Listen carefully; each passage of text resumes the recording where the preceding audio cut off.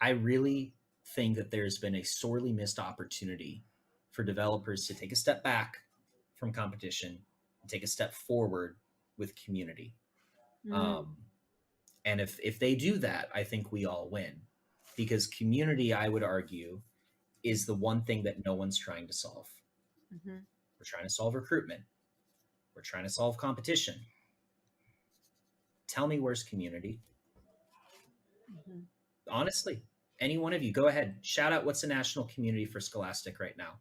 Any title, tell me. Yeah. Where do I go? How do I meet and hang out? Of the How storm. does you? Community zero. There's Yeah. nothing. It That doesn't exist anymore.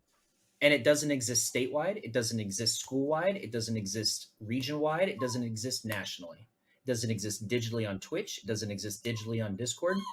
It doesn't exist through any form of skill based development. It doesn't exist on any form of skill based learning or just pure socialization and fandom. mhm. Huge missed opportunity. You want to take their time and make it more efficient, in my opinion. Tell Riot Scholastic politely to stop what they're doing with competitive, and their integration with LCS should be, Twitch, symposiums and summits and conversations and learning and uh, all sorts of wonderful things, and promoting camps and educational learning activities and RSSA sponsored curriculum. That will move the needle. I don't see any of that. So Chris, that was pretty much the last topic. You kind of wrapped it in a nice package called community. And I was kind of thinking more from an organizer and a broadcaster point of view around growing fandom. And how do we get fandom around collegiate esports to look more like traditional sports across the board? And that helps us go out and sell sponsorships in the place, of which trickles down to all our member schools that we represent.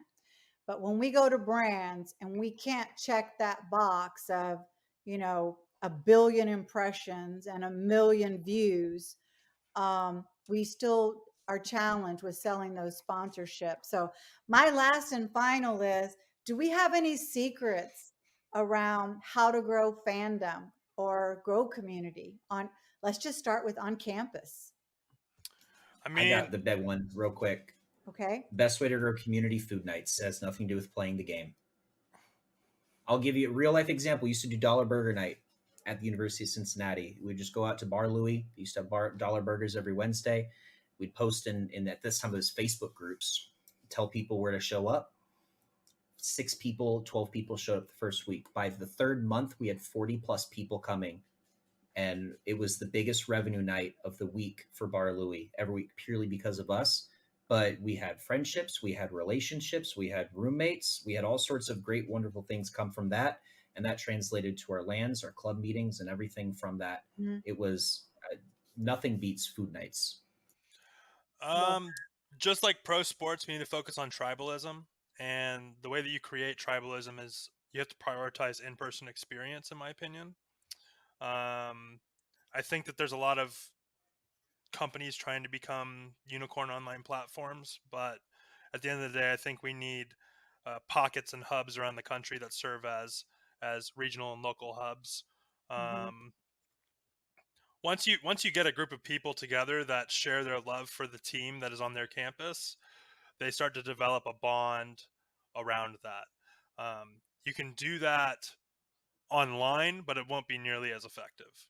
mhm, Um, Professional esports is having this tribalism problem because it's the majority of it's online. It's resulted in um, fans following players more so than the teams. I mean, that's a pretty broad topic though. Like we're starting to see mhm, those trends in traditional sports as well start to occur. People will follow LeBron and specific players on different teams to wherever they are. But I think for collegiate specifically, um, schools need to create meaningful live experiences. And if we're talking explicitly about fandom, you have to make the students on your campus care about the team uh, mhm. first. That's the biggest thing. Either you create a level of pride through community engagement, or through the team itself. Um, at a lot of schools, the groundwork is there for this. Like there are schools like UBC, Ohio State, with Buckeye Gaming Collective that have uh, clubs that number in the 2 to 3,000 range, right? So they have a base to begin with. At a school like Maryville, like we kind of developed it the opposite way. When I came in and started building our esports program, we had 3 kids in our esports club, and so we've kind of built the team, and then the club has followed, which is kind of the opposite for a lot of schools. But um, I think that we have to develop tribalism, and that starts with meaningful live events. And the more that these events, the longer that these events continue to be like only online, the Mhm. less effective it is in creating Mhm. that final goal. Agreed. Doc, you wrap it up for us, please. I would just say this: clubs ebb and flow based on their leadership. But if all students, all clubs, all groups are given regular and meaningful invitations to come in, use the space, create what you want out of this, then it will continue to thrive despite the change in leadership. I can just imagine that Cincy student group with Chris, heavy in the leadership there, just being amazing. But there's not always someone with his skill set um, at the helm. So you just need to be open and look for opportunities to serve, even though it can be more difficult, especially in the scheduling of the space. I know a lot of people that don't like anybody else but the players they're recruited to use their space. As much as we can, if we want to build community, we have to open the space to Mhm. people that we wouldn't normally see in there and let them do the types of things that they want to do. One more thing, so like on a national level though, if we want to raise the general viewership of all of collegiate esports and not just different pockets, um, that's a hard one because people watch esports to see people do stuff that they're better than them at, Mhm. right? So naturally at the collegiate level we're going to be at a lower level than pro, so it's hard to get people to watch for that reason. But what we can sell are narratives and storylines, matchup histories, and as we start to build a longer history of collegiate esports, I Mhm. actually truly believe that some of the CLOL storylines are more rich than what exists in an academy 100%. and the LCS, Mhm. but no one's Yeah. really covering it. No one's really drilling down into it. No one's creating narrative content. So I think that that's the key to getting people to care about it. Like if there's a storyline, people attach themselves to it. Yeah. Yeah, I'll add one more thing before we end. The largest organizations on any university campus. This is a very blanket statement. Could be wrong for you. It's right for many. Campus ministry and Greek life are always the largest groups on campus. Why? It's because of the concept of family. Let me explain. With a club or a program, many people identify, oh, I am a gamer, but I am also A, B, C. And usually it's I am A, B, C, and I'm also a gamer.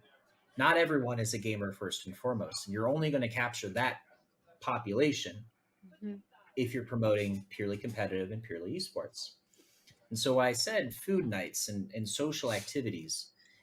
I'm really stealing from campus ministry and Greek life because what you want to do to build community at your school is to make it so that the thing that you're doing is the number one thing in the students' lives. Now that's a very selfish thing to say, but it's a true statement.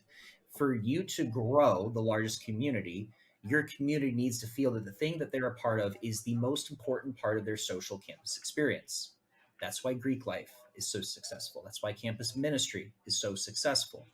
And when you treat esports as a program of just competition, practice, and development, Mhm.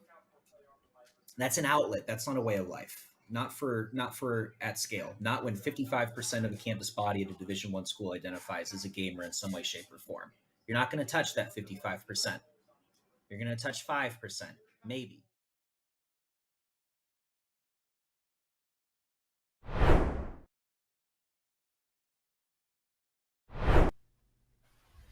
Howdy, howdy, Fortnite fam. Welcome back to the Esports U Campus Clash. My name is Zephyr, and today I'm joined by the friendly face. Wait, let me turn this way. I was going to say, friendly the other way, brother. alongside Mr. Laird, if I'm saying that correctly. Yeah, you are. Actually, we didn't rehearse that even a little bit, so Yeah, I'm actually kind of impressed, folks. But yes, I'm here. I'm happy to be part of this. Dude, Fortnite, fun game to watch. I'm excited to see how these are going to be going on today. We got a couple contenders in the mix today. Yeah, particularly interesting day here for our Eastern Heat. We'll be seeing a couple or a few teams competed out from POI to POI in our individual matches, where they'll be trying to rack up as many kills as possible in our POI battles. Right. I mean, we got a significant list here. They actually let the casters pick, Zephyr. So we had some discussions before the stream. So I'm not particularly certain what order our producers are going to be putting this in, but the selected on POIs for this playoff is going to be Tilted Towers, Rave Cave, Shiny Sound. We're also going to be going to Sanctum, Herald Sanctum, and we're going to be going to the Chrome Jam Junction, and those will be the 5 POIs that we'll be playing at today. Right, and obviously, these players will not be allowed to leave the POIs themselves. They'll have maybe a little bit of time to get themselves set up before they then commence the fight. The team that comes down top with the highest amount of KP will then move on with that towards our next rounds, and then we will total that up at the very end of the heat here, and the team with the highest amount of elims will be on their way forward to earning themselves some prizing. Right. So it goes, of course, that's what you're all looking for. But on top of that, come on, emote on someone when you beat them, please. It would be funny. Oh, I don't know how often. I don't know if emotes are banned in comp, but no, they're not. It sends a message. Laird, you're gonna find out things get pretty kooky here in Fortnite across the board. I think I sadly missed out on one of our first POI battles, but the week before that, we actually got to see them duke it out in a very standard storm-controlled match point. And what ended up happening is, some of our teams were getting a little lost regarding others, so we saw quite a few emotes string out and just some general perception in terms of confusion, which I think you'll have a good time with it. Of course. I'm very excited to get but once we get into that, now let's talk about some of these new POIs that we're going into. Yeah. A lot of them have been shifted around a little bit due to the new Chrome mechanic happening this season. So Chrome Jam Junction is going to be a little bit different than in the past, but I think that's a very interesting POI in general, just because of how many readily available resources there are going to be there. That's kind of or at least the implication for why we picked it to begin with, especially back when it was Logjam Junction. It was one of the more kind of dominant POIs to potentially get yourself started. Not as good as, say, something towards the south as Rave Cave, but still very much adequate here. I'm personally more interested, albeit the Chrome kind of dissuades from the natural exposures there this time around. There's still a lot of disparity regarding the height in that POI itself, which could add to some of the kind of flavor we see once these teams begin to fight. Yeah, and of course, phasing through builds and phasing through all these building structures that we have on site is going to be pretty impactful as well. So, building up to high ground might not be as effective here, just due to the ability of Chrome to just phase through everything. Right. I was going to say, building in general might not be particularly effective here. I don't know what kind of time periods we're giving for the teams here. I know sometimes we do have a little bit of a gentleman's agreement at the start of these matches, but even if we don't or we do, you're not going to be seeing the kind of 500, 500, 500 full stacked 150 builds available as we make our way into this match. So we talk about limited resources available, and honestly, a bit more of the kind of RNG coming into the mix when we talk about what you kind of get yourself equipped with right off the get-go. Yeah, of course. So that's going to be interesting as well. A lot of new items, or specifically the weapons coming in this season as well. So hopefully all players are pretty ready to deal with the new stuff. But hey, we're going to be hopping right into it soon. Oh, we're going to jump in immediately here. As you can see, we've got our 3 teams situated just inside the Tilted Towers area. Now, I'm taking a look at none other than Lethal, a team that has competed here before as they get themselves set up. You can see them, though, very defensively playing already, trying to get themselves away from this team ahead.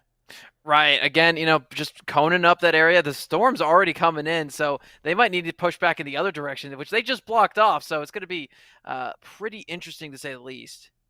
You can see them trying to pull back here. A head tick on the other side will find a little bit of damage from this alternative angle outside the building. They continue to start shelling themselves in. Now, notably, yes, the 3rd team has arrived here to now contribute to this fight. For Lethal, they're in one of the worst positions as it stands currently. You see a few splashes give way to give them the health necessary to keep them competitive here, but I'm surprised that they're at least allowed to get some of this high ground. You can see Leon is dead, which might mean the go button here for Lethal. Of course, you definitely want to push on this, and you're right underneath them too, but falling off the high ground, getting built up on a little bit. Lethal's still going to be trying to fight the wave, but they're on the ground. They got a lot of meds that drop down, so they're in a pretty good position to just kind of pick all that stuff up and keep themselves moving around. Yeah, we talk about a subtle refresh potentially here for Lethal. Now, I haven't been able to get a quick tune-up regarding this 3rd team just yet, but it looks like they are still well within a full force as they have both of their 2 members ready to play here. Now, granted, I believe Lethal kind of in this weird pigeonholed situation where they're not quite at the top of their high ground here, but they're not in control in comparison to the teams above just yet. Important thing to keep in mind is that most of those teams that are up there may not exactly know where they're going to be coming from next. So just trying to keep yourself as subtle as possible, or, try to build up. Keep yourselves in a position where whenever you do eventually decide to move, they don't know exactly where you're going to be moving from. And being as diverse as possible in that front is going to be super important. You can see across from them here, you've got Hezek and Stig. They've set themselves up on the top of this building here in Tilted Towers to maybe give themselves some control. Start this one off. Interestingly enough, Illusion just kind of spreading the weight regarding the builds forward here to maybe get that launch pad set up. They know they need to cover some of this height disparity, and they might be looking to utilize that item to do so. One big question is Haznot, still on this low ground from behind, could potentially throw a wrench into any one of these teams' plans given the right situation. Of course, it's seeing them waiting in the wings just for an opportunity here. Okay, but it looks like Lethal will be popping that launch pad, and they're going to be heading over to not that building, but a different building around to try to get a different angle on the competition here. Still, though, it is a higher ground source of control. It looks like it is a bit of a split, though, between the Lethal boys. Obviously, they haven't chosen the direct building ahead where we see the current fight taking place, but SMG has slowly found their way in. Illusion as well. Still trying to source out if we can see exactly where Stig and Hezek have pushed themselves. They actually go completely down to the ground here. I wonder if SMG and Illusions pick that up. I think they got a little bit of eyes on contact there. You see Illusion scouting them out. Lethal right now, or sorry, SMG right now just trying to go around and grab as much resources as they can. Rare shotgun's going to be really helpful should this come to close quarters. Now, remember, obviously, we do keep in track regarding some of the placement here, but the most important factor moving into these POI battles comes down to the eliminations. The more eliminations you have, the more secure you are in your position when we tally these up at the end of the night. We talk about specifically those wins when it particularly comes back to maybe potentially some tiebreakers in the future. Yeah, living is important, but actually getting some damage done and starting to win these fights is going to be important as well. But, SMG right now, obviously they have that rare shotgun, but they also have an Evo Burst rifle, which means the more damage they're going to be doing with that, the more likely it is to evolve and become a lot stronger later. But there is, I believe, Stig and Hezek are going to be moving around to another site, and Haznot still hanging out there, firmly entrenched in that garage. There's no reason for Hayes not to move at this point here. He knows the only kind of leaning factor is at least trying to finish in a second place for his team. They lost out on Leon particularly early, so being able to potentially find some kind of success just by existing is all they really can do. For Stig and Hezek, they've once again continued to move their way all the way across this POI towards the other side. This is a game of cat and mouse at the moment, my friend. So right now, both these players are just trying to keep their high ground, get themselves set up in every position they want to, and still keep an eye on the competition. And it looks like Illusion is going to be on the ground right now, trying to grab some of those fish for some extra meds, probably trying to get that shield fully stacked up. You can see on the other side here for Stig and crew, they have begun to set themselves up more directly towards the buildings, especially the ones we saw towards the beginning of the game. You got to worry. We haven't talked about Hayes not very much, but they are making their way back towards that location where they could potentially find out that final member they didn't quite finish off. Now, granted, though, they are in a much higher position than where we currently see Hayes not, so it's very unlikely that any kind of action will persist in that regard.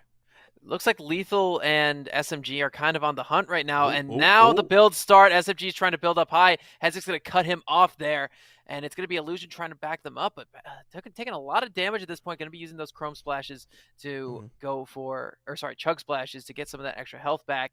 But right now, they are pinned as the competition is right on top of them. Yeah, there was that slip of the moment where they let both of them to get back on top for SMG and Illusion. Now they are pressured to actually make their way inside the PII's building direct. Maybe find a different way to climb this one up, because as it stands currently, there is no way that Hezek and Stig let these two manage to kind of reap that high ground from them. I mean, in this position, the best thing you can do is make sure that, okay, we need to figure out when they're coming out, and when they're coming out, we need to have an angle on them. And it looks like Hezek and Stick are actually going to be moving around a little bit here too. Literally now on the same level there, Hezek potentially looking for an angle. You can see the edits in the favor of Illusion SMG, but not quite the damage. A shot is taken there, but it doesn't quite find the knock necessary on Hezek. Still, though, with no shielding to his name, he is going to be finding his way back up top along Stig to get himself in a more advantageous situation. Looks like the two from below, they use their last Chug Splashes as Hezek is healing above. Yep, he's only got 50% though, so if this comes to close quarters, he doesn't have an option to get away. This could become deadly from the Lethal boys. But right now, still on that high ground, still waiting to see where the opponents are going to be coming from. They still have him pinned in a pretty reasonable position. But man, that sniper shot really saved the Lethal boys on that one, because it looked like Hezek wanted to push in pretty hard. Yeah, for Lethal, they had a few issues kind of getting themselves set up here, but at least when given the opportunity to strike, they made their intentions clear. Now, Storm has finally made itself prevalent within the POI, so now, on top of being in a situation where you kind of need to fight and find these elims, you're also going to be taking that damage as well, which is going to come at the cost of the very little resources that these teams have set up for themselves in terms of the heals. Obviously, after a certain point, there's not going to be any sprays, minis, mediums, or anything to keep these guys healthy. But keep one thing in mind, my friend. Getting rid of players right now and getting those elims is going to guarantee that you have their resources as well, which means if you don't take too much damage in these fights, you might be able to live much longer anyway. Oh, you can already see now being pressured by the Storm, searching for resources to keep themselves healthy. Lethal extends towards the low ground here, and for Hezek and Stig, it's the perfect opportunity to do some damage, but not before Hezek takes a huge chunk on his way out here. Stig and the crew looking lower and lower. Stig still has a very nice utilization, 75 on that med mist for the future, as he's going to recuperate with Hezek for now, but granted, we both know not much less. Illusions out in the distance will finally be picked off. Yep, and it doesn't look like SMG is in any position to go for a res here, but yep, there will be some emoting going on at the moment before the festivities conclude here. And Stig and Hezek are still holding on, 2 players each. Lethal only has himself now. Ooh. For Lethal here, as well as Hayes not. They are the last remaining members, especially in the face of this duo. Now, granted, though, we just discussed so much regarding the fact of health for these individual teams. For someone like Stig, he's got a problem. With only 20 health on board, he needs to find some sort of health kit immediately. Right, but it doesn't look like he's going to go for that. He's going to try to help out his team, get a little bit of a better kill, try to break that chest for anything, and will not find anything. So it looks like Hezek will be on his own as well, as Stig is rendered helpless at the moment. At this point here, it's a game of just lasting. All these teams are well within the POI, but they're extending their distance outside of each other because they know for a fact that obviously heals and the like are a huge issue. Now for Hezek, he's got time to spare, double med mist available, a quick box with only 2 health, and he begins to start healing this one up. Yes, Stig is particularly dead after that zone has come through, but I don't know. Double med mist like this, it is very, very unlikely we see the rest of these teams lethal, of course. And and he's got a campfire too. Oh yeah, it's perfect. Excellent positioning, and that's going to stave off some of the storm damage a little bit. We can't quite see the resources at the moment, but you might be able to keep this fire going for quite a long time. Now, SMG in a similar position right now, going to be hanging out on their own. There's a third one on the ground too, if you could see that, my friend. Yep. Yeah, Hayes not made their way out from the central position this POI and puts themselves right at the entrance for now. Now, granted, obviously, Hezek in the best position to just kind of exist within this storm here, but granted, 40 seconds to go, it's going to start damaging even more. And you can see Hezek just trying to play around where he can, find some clarity in terms of the setup in this POI, maybe to see if he could source out another individual teammate. Hayes not with a big med kit heal there, you could see off in the distance to keep themselves going for just a little bit longer. Once again, Hezek, lots of med mist. It looks like Stig and Hezek have the kill advantage right now, getting rid of Leon as well as Lethal. Or sorry, not Lethal. Oh my god, I forget his name already. But he's gone at the moment, and it's going to be helping out them in the long run here. So yeah, they are going to be taking a lot of damage from the zone, but no one else is particularly seeming like they want to move at the moment. So it's just a matter of survival for them. However, Hezek in a position where if he survives, they definitely have the kill advantage. That's the big thing here. For Hezek and Stig, they're the only team to have picked up the elims in this match thus far, 2 currently to their name, and that means at the end of the day, as long as they just survive past everyone else here, job's done. Game's over. Yeah, and it looks like Hezek also had a couple keys saved up, so they will be entering this vault, probably securing themselves a couple of additional well-needed resources, as Hayes not below him is going to be losing their life as well. But man, look at all this loot. You got some splash. Yep, some splashes, some kits, pretty much everything you could possibly want in this situation. And yep, breaking that stuff for even more. All these chug splashes are down. Rare chests, regular chests, man. This is the best place on earth right now.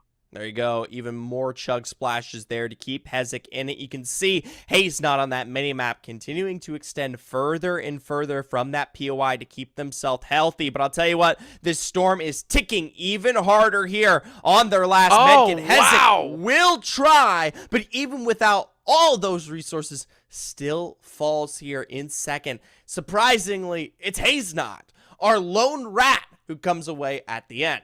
Hey man, sometimes rat gameplay is how you win, and did not engage in any combat whatsoever, but still found his way in that first place position there. So interesting first sight here. Tilted Towers proven to be a bit of a rat's haven for a couple of these players, but we're going to be heading over to our next POI according to whatever production selects. I believe we will be going to Rave Cave, which is going to be very fun with a lot of nooks and crannies for these players to potentially hide out in and keep themselves living for a while. Well, with that being said here, we're going to go to a short break, and when we come back, we'll introduce our next BO body on Rave Cave.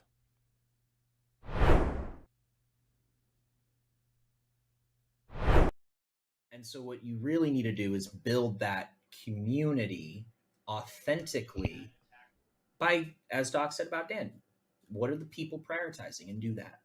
And how do they enjoy their life? What would they find meaningful? Do that. And then do everything else, because the financials and everything else, the planning and all that matters too. And that's why we have a talent problem in Scholastic Esports. But I will wrap up and say, for the national level, Dan's completely right on narrative. But I'm not worried about that, because the only thing we need to build community nationwide is just time. Mm-hmm. We are 2 generations away from critical mass. And all it takes is that the current generation of students to grow up, get in the professional workforce, and have kids and raise them on the things that they were fans of. It's how baseball grew. It's how basketball grew. It's how rugby and all those other sports grow and sustain. Cornhole grew. But in all seriousness, all we need is time. Mhm. All we need to do is ensure that our products get better, our opportunities become more authentic, accessibility remains open, and monetization remains enough to us to continue to what we're doing and grow.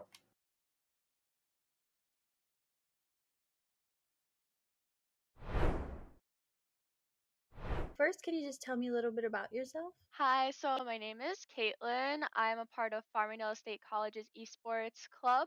I am captain of the Valorant Green Team. I am a second semester sophomore at Farmingdale State College, and I'm 19 years old. Okay, do you like Farmingdale so far? Yeah, it's really great.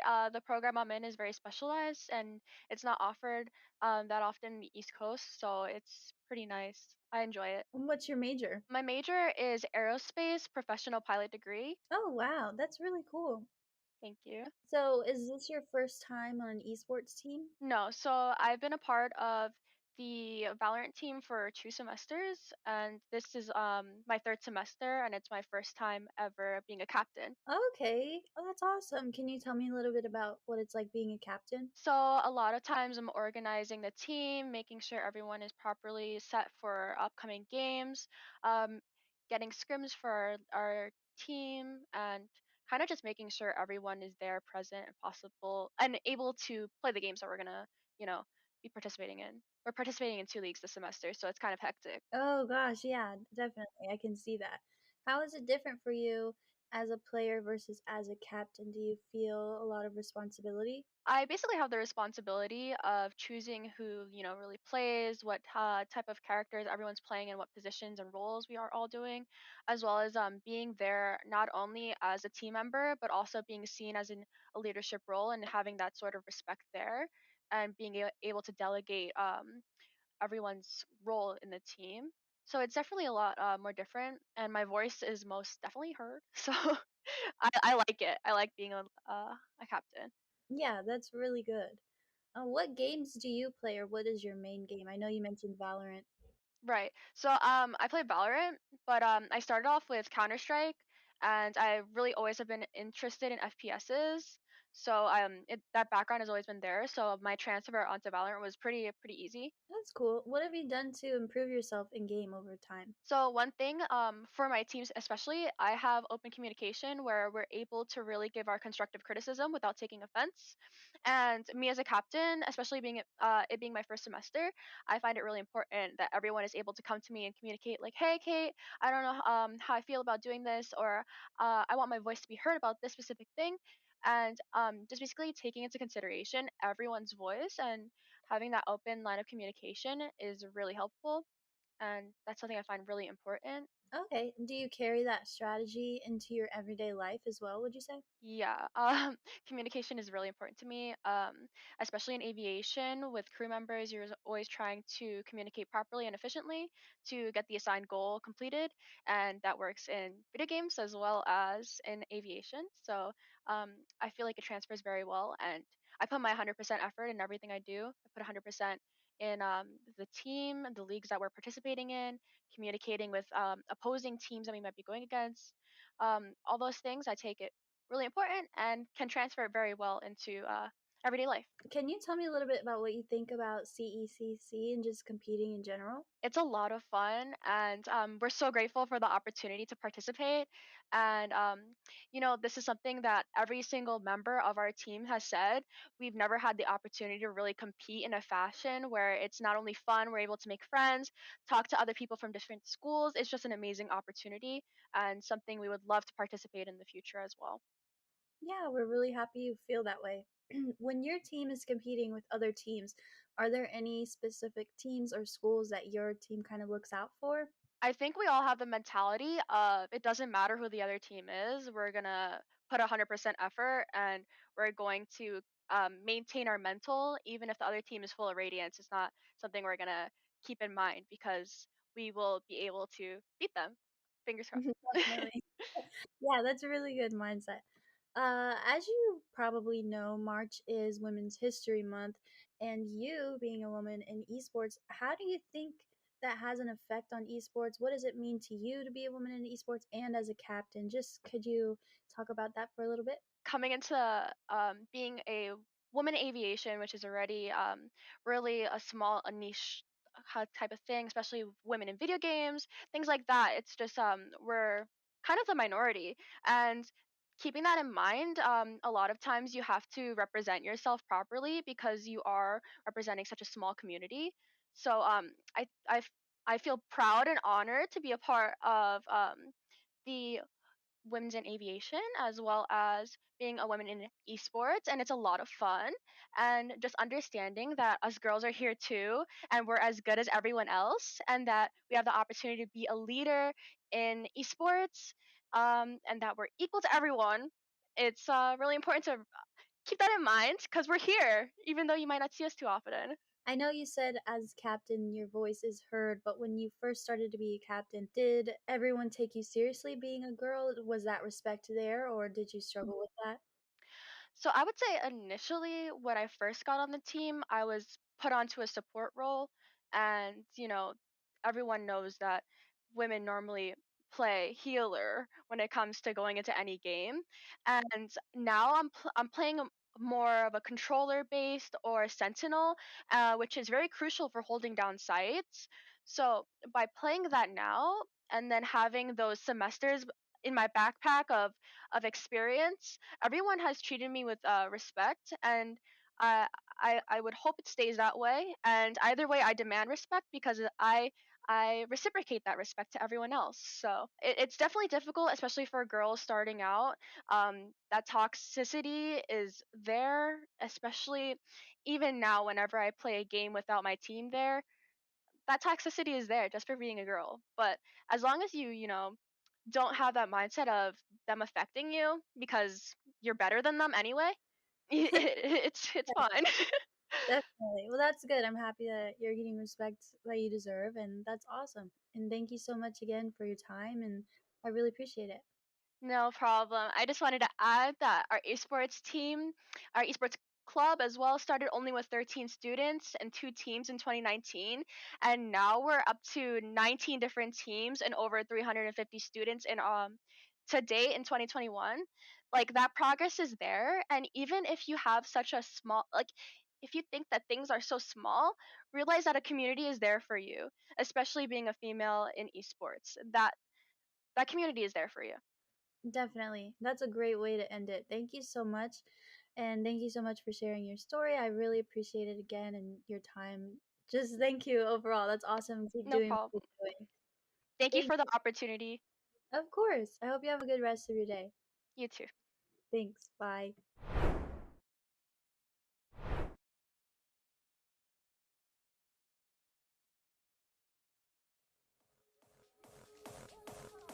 Hey guys, KTAD here, and just like that, another season of ECAC Esports regular season play has come to a close. Over the last 8 weeks, we saw a crazy amount of hype competition from some of the best collegiate esports has to offer, and as usual, you guys have me one last time to break it all down and to show you guys what we thought were some of the top plays this week. And honestly, guys, I don't have much more to say.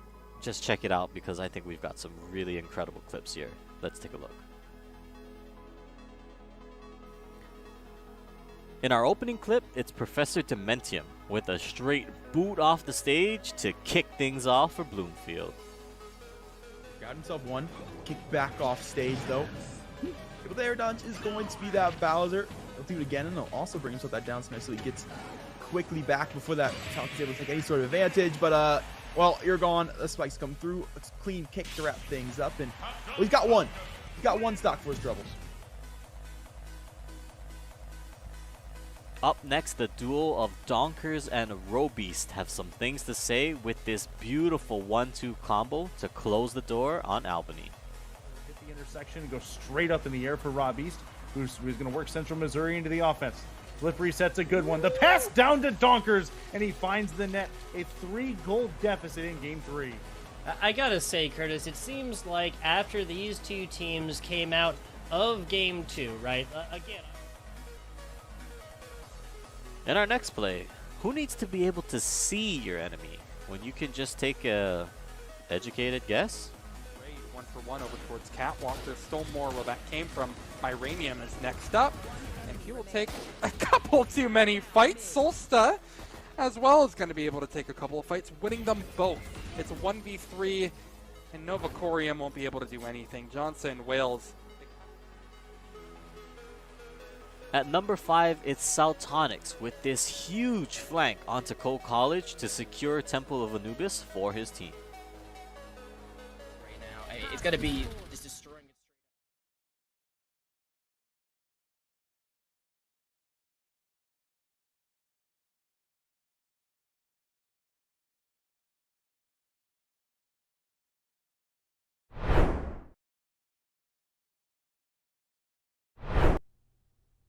Howdy, howdy, Fortnite fam. Welcome back to the Esports U Campus Clash. I'll tell you what, we just got off of our first match, our first POI showdown off of Tilted Towers, and now we're seconds away from introducing none other than the Rave Cave. Once again, I'm Zephyr, alongside me, of course, Laird. Hi, folks. This is going to be a fun one. I'm a little interested here. There's a lot more nooks and crannies in this cave, so if we're going to be seeing a little bit more of a stalling style of gameplay this time, there's a lot more places for you to hide in this one. However, the good news is that if we do see that, we got some really good tunes to keep us occupied and keep everything fresh and entertaining going forward here. But, there's a lot of potential for your opponents to meet each other on the dance floor in Rave Cave and really bust it down with all this close quarters action that we could have happened, and a lot of high terraces that you don't really need to build in order to get up to keep shooting down on your opponents. But hey, we do get to see the drop this time, so this will be fun. Yeah, this time around we get to see all 3 of our teams make their way into the POI. Now, notably, this is the largest POI that we will see today in terms of one of our competing spots, which means likely that we will not see any one of our teams potentially duke it out as early as possible. For Hazenon and Leon, they have taken this direct high ground on the very tippity top of the POI. You can see already there with the bolt to action in hand, seeing if they can hit SMG, but obviously clearly not able to keep up with that kind of schmovement. Right, but already having the supreme high ground position and a sniper to boot. So if any one of these players rear their ugly heads, you have a good idea that Hastenot, who is the king of camping, will probably be trying to take one of their heads off, trying to get a little bit more involved in the action this time around compared to last map. Yeah, we'll see. Now remember, for Rave Cave, if you're new to this POI, there is so much space, and of course, it's a cave. It's aptly named. We look at directly this high ground, but a majority of this incomplete area is within the mountain itself. So we might not even see the Lethal Boys, or on the other side, Hazen on them, find a potential kind of interaction with each other unless they start trying to search or hunt out for those elims. Yeah, it looks like Illusion's trying to make their way up or make their way back down to go back to their teammate. Probably trying to see how SMG is going to find their way back up to him. But just grabbing some resources in the meantime, breaking these fences, these walls, everything, just to make sure that if it comes to fighting, they have the opportunity to get down to brass tacks pretty quickly. Leon and Hayes still not leaving that kind of position there. Neither the same here for Lethal. Obviously, we've got that third team. You can see them there on the minimap all the way down towards the southern side of the POI. Notably, that's the team that hosts the most amount of elims currently. I believe 2 on their belt here for Stig and Hezix. Right, so they're going to be trying to accrue as many resources as humanly possible in order to make this one a little bit more doable. It's very obvious that Hasan and Leon have no intention of leaving that high ground, and they're trying to take some pot shots on to Illusion at the moment. Here's the thing, though. Staying up there seems like a great idea. It's very hard to get yourself out of that position whenever you're entrenched firmly like that. Here's the thing, though. Hasan's only got a sniper. And unless Leon's gone down and gotten some resources since we last checked in on them, they're going to be in a pretty vulnerable position because they just might get outclassed by the amount of weapons that their opposing teams have when it finally comes time for them to get up there. That's kind of what I was thinking here for the crew. They might just utilize this position to give them a healthy start in the very odds early game here to see if they can find any kind of direct pot shots where they may be found. But with movement like that, they may not have to be going anywhere anytime soon. A bit of a mixed engagement from SMG and Illusion finally making their way up. For Hazen Leon, they still take a subtle micro high ground on the interior here above, preventing both SMG and Illusions from really making their way inside. All right, it looks like Hastenot's going to be running around on this track, trying to get to some higher ground, see if he can get some pot shots, and also keep his position a little bit more hidden. Leon's going to jump right out using that bounce pad. Hastenot's going to be trying to follow suit. No one has line of sight, and it looks like they will be escaping. Are they going to move? No, it looks like Leon's going to try to engage from the top. There are some fights going on. Hastenot is looking to move around. Leon in a good position right now, going to be healing a little bit. Has a rapid-fire SMG as well as a regular assault rifle at the moment. But yep, trying to get any lines of sight on their opponents. Okay, and it looks like Illusion will bonk his head on that, trying to fight his way out of there too. Leon trying to move around, find a position, and one of his opponents has escaped. He has to get on top of that landing platform though, and he does do the trick. Well, that's a big reset there for Leon, especially given the fact that Hazenot made a drop fairly early on to go directly within the cave. Ahead here for Leon, just in the nick of time, does he find his way down into the tunneled shaft to defend against what could have been the onslaught from Lethal. And this is hopefully going to give them the appropriate amount of space to get looted up, because we both were discussing how little they had on their belt. But now that they're in their cave, I've got a question. ECAC, Stig, where have they been? Where are they potentially looking to strike? Looks like they're hanging out the heart of the cave at the moment. If you take a look over the mini-map there in the bottom right corner, that's what I'm seeing. It looks like they look to be... everyone's kind of on top of each other vertically, but it looks like Illusion still has eyes on Stig and ECAC, who are moving around below them. I don't know if they're aware about who's above them at the moment, but going to be taking a pot shot. Lethal will miss his first hit, and is going to try to get out of dodge there, falling down, saving himself from taking any catastrophic damage, but it looks like Illusion's going to be engaging as well. We have the first fight going on right now. A perfect come on to Illusion there, right into the corner. They'll give him a quick emote and send him on his way. On the other end of this one, SMG does finally arrive, but for Stig and ECAC, they've already accumulated the one elim that they need. A quick recuperation, nice defense to give themselves some spacing here, and they're more than happy to now look to take this 2v1. Yep, and SMG still hanging out in the Cuddle team leader at the top of the mountain.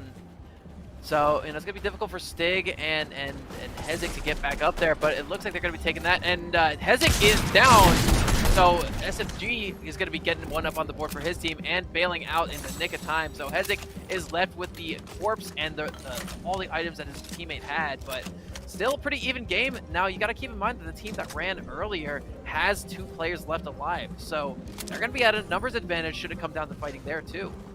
Well, I will say this, notably here, when it comes back to the current performance of these teams, what I believe is, yes, Stig and ECAC are the team with the most elims on their belt thus far, but they could quickly be surpassed if they're not careful. Very much so in a situation like this. Stig in open air here, going to be broken in terms of the shield, just trying to survive for now. Set themselves up on the line, somewhere ahead, behind the tree for now. It's a bit of cover, the trunk ahead. Wait, they can break that. Their safety.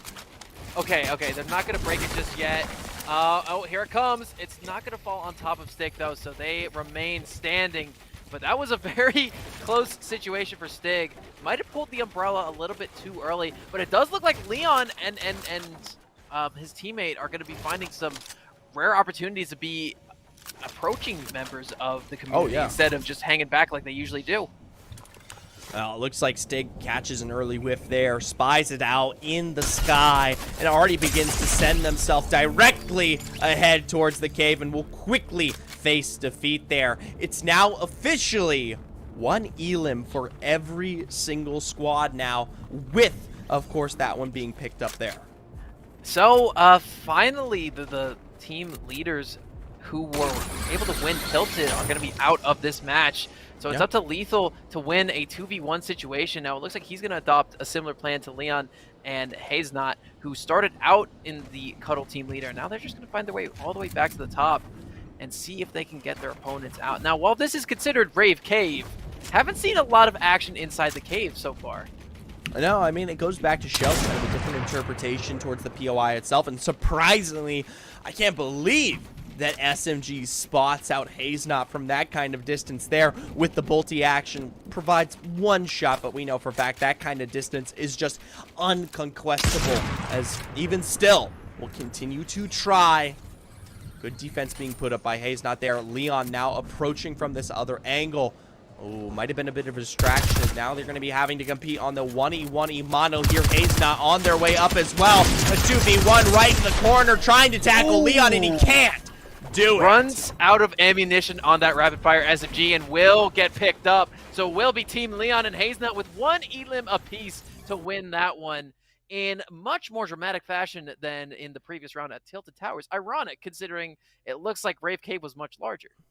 Now, for Hezi and crew, as well as Leon there, it looks like both of these teams might now be officially at 3 elims apiece, tying it up before we move into our third match of the day.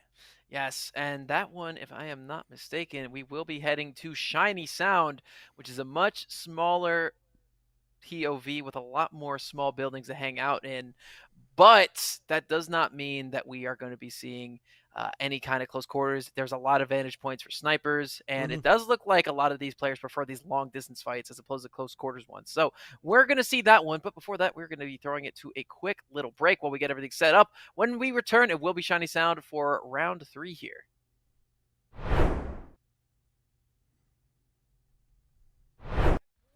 Crucial rocket barrage, and that is all of them off the point. Now it's time to Joker just to get the touch onto the point. Tracer.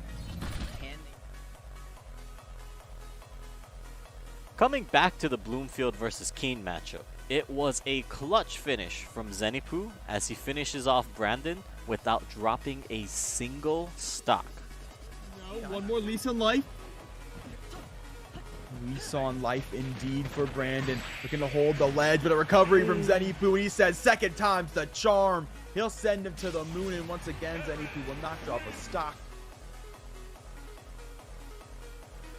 Blast packing our way into the number 2 spot though. It's a 4K from Butter to cement the lead for Providence College. Back roads around the high ground to try and avoid that as much as possible. Oh my absolute days! Here was me looking for that transcendence to counteract the grab, and no, it was just a big fat go button. In comes the pulse bomb, down goes Studi Poly Wildcats. Phil, I can't remember the last time I've seen. Blast packing our way into the number 2 spot though. It's a 4K from Butter to cement the lead for Providence College. Not much more. That tab can go a long way in the latter half, right? Now Retna bringing out that Stimmy, trying to get the opportunity to move the team in forward. Okay, there's that showstopper I was thinking about. It looks like D-Nuns is going to have that show stopped. Sal, not particularly far behind, a 4v2. But really starting to wake up here on the race. Yeah, wow, so impressive. And 4K there, just going straight through the entire team like a bulldozer. Will not stop until all are taken down. And in our top play from the last week of regular season play, it is a nail-biter last-second goal that will keep you guessing until the very end. Leaves their own open, a little bit of high pass, you angle it in, but it's just off the top of the goalpost. Goalpost coming in deep. Matrix able to find something here. The demolition comes through. 7 seconds left for a true game win, but in overtime feeling incredibly likely. But tied out of a wide open goal. No! No! Orbital, the waffle iron has been flipped, and Farmingdale finds themselves up 4-3. 2 seconds left on the clock. The only hope for Louisville to win this out is with a kickoff goal. They cannot make a single mistake, or they will. And with that, I mean, what more do you guys want me to say? It was a crazy week to wrap things up, but it's really just been a crazy season overall with the addition of Division A and what I personally think is some of the most competitive action here in collegiate esports. I mean, what a season, and there's only much more to come. With the playoffs starting on April 4th, you guys can expect to see a lot more action that will continue all throughout the month, and that will wrap up on the week of April 25th. Now, if you guys want to stay up to date on all of that, make sure you follow us on Twitter at ECAC_esports or follow us on Twitch at twitch.tv/ECAC_esports. Mondays and Tuesdays, matches will be lighting off at 8 p.m. Eastern. On Wednesdays, it is going to be the doubleheader of Rocket League and Overwatch at 7 p.m. Eastern. So make sure you guys are tuned in. And as for me and the rest of the crew behind the scenes that works on not only just the production, but these highlight videos for you guys, we just want to say thank you for joining us for what has been another incredible season. And we look forward to so much more that we're going to bring you guys in the next school year, in the fall and the spring and beyond. We've got a lot of great things coming, so stick around, don't go anywhere. Come back right here to this channel, to this Twitter, to this Twitch, to this YouTube, wherever it is you see this. Stay tuned because even more is on the way. Thank you guys once again. I've been KTAD. It's been a wonderful season, and we'll see you next time.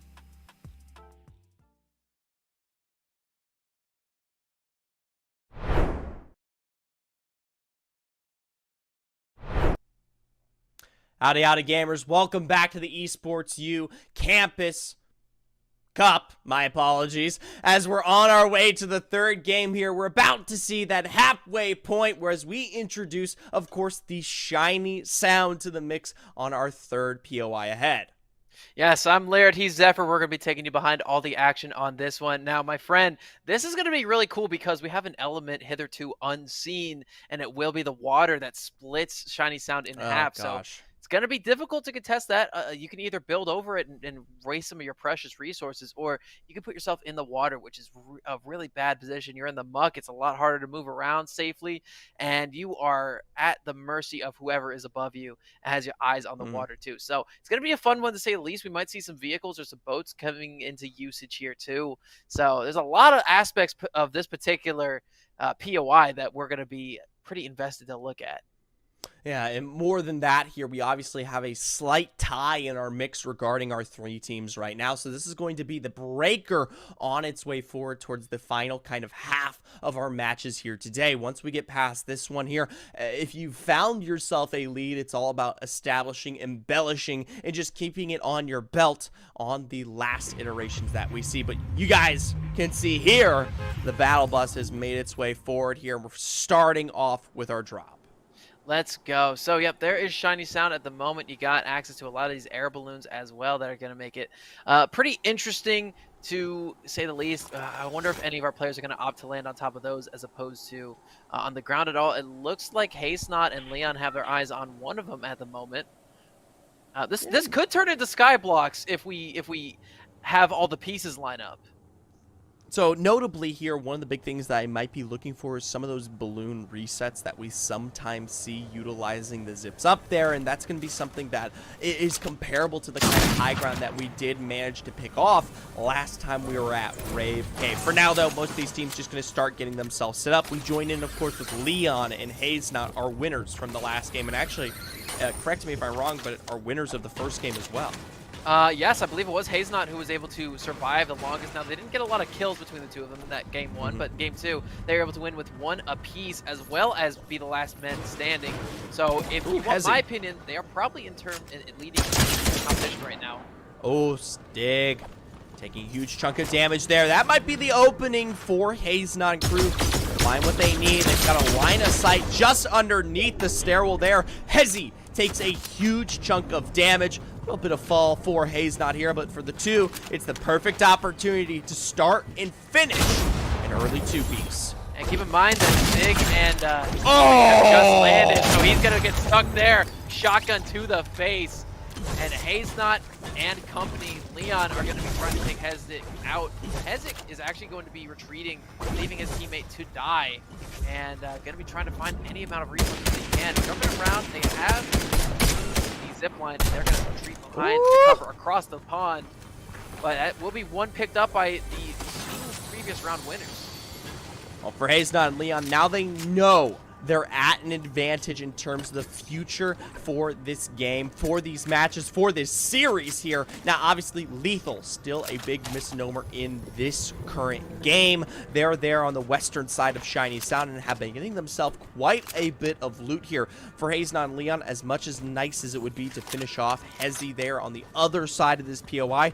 They need to get more situated. In terms of the resources, the survivability, it just isn't there yet. Yeah, but it looks like Hazon's going to be taking your advice, grabbing some rocks, grabbing some wood. Mm-hmm. On top of that, is a pretty good loadout right now, good close quarters option, as well as an all-around option in that assault rifle. But as we head over to the lethal boys, they're currently hanging out in the boiler room, trying to get some much-needed resources and ammunition. And, you know, some healing will go a long way. Presumably, if this goes long, I think the storm's going to be coming in during this first rotation, too, so this will be interesting. Ooh. SMG and Illusion, we take a look at them, and they are definitely more situated in terms of survivability, and more importantly, look at this kind of position that they host for themselves. I didn't realize, but this is much more vertical than I had expected here. Now, 1:30 until we see that storm start closing, albeit last time around it was not an implicating factor. Given the distance from where the current storm is, it's likely that we might see some of that damage start to tick if they're not careful. It looks like they're trying to pile up resources in a big pile for each other. They're going to be hanging out in the penthouse presidential suite with all of these resources and refreshments they could possibly need here, should the storm come in a moment's notice. Yeah, I'm a little bit sad. You know, we got this whole kind of nice and chromed section, but the teams have opted to play for the kind of more normal shiny area. Right, you know, Chrome does have some healing attributes, if I'm not mistaken, as well. So for an early storm, it might be a decent idea to rotate over there. Well, lethal is close. They would be giving away their height, though, which I don't think is anything that we'll be seeing, at least in the near future. For now, it's continuing to stack up on the resources.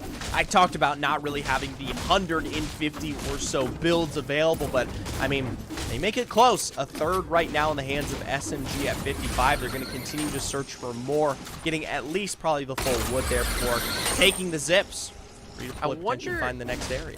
I wonder, Zephyr, if they realize how close their opposition is right now, because it looks like Hazenot and Leon are actually hanging out pretty close to them. They're actually within distance on the mini map, so you can see them at the bottom of the screen. But I just don't know if they're going to be trying to approach, if they're going to be just trying to grab resources as they have been, or you know, they will be under attack here pretty soon. Well, we'll see. Obviously, this is a little bit more of that kind of lull state. Nothing's being particularly forced anymore. They were very lucky early on to kind of source out some good angles off drop to at least pick up that first elim there. But after that, question. We see one of the first chrome grenades here to give a little bit of the extra mobility to SMG, but still back on towards the high ground. We'll see if they take this zip to redeploy. Looks like they will do just that. Now, actually, I believe that was the first chrome grenade that we have seen in the entirety of the round. And let's try to stay on top of the balloon. Oh, and Hezik's actually hanging out in the chrome tornado. Just hanging out in there, and surprisingly, that's a more defensible position than many of the spots that we see here currently on Shiny Sound. I mean, definitely a hard shot to hit, I'll tell you what. Right, so actually Leon and Hazenot are going to be flying around these balloons as well. And it looks like Illusion does have eyes on them. Now, we recognize how good these players are in their aim whenever their opponents are landing. We've been able to see something similar happen from the opposition. Whenever you're stuck in the air, you cannot fire back and you'll get shot on. And SMG's going to take one hit. They're going to retreat back to the penthouse. Actually, no, this would be the fish shop. Yeah, remember, there's the 3 locations here with the balloons that are available within Shiny Sound. Right now, Lethal is separated.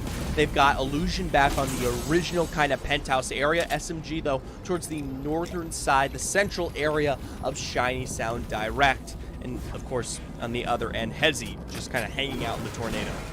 Hezi's just kind of vibing there, you know, making sure that he's all chromed up, he's in the tornado.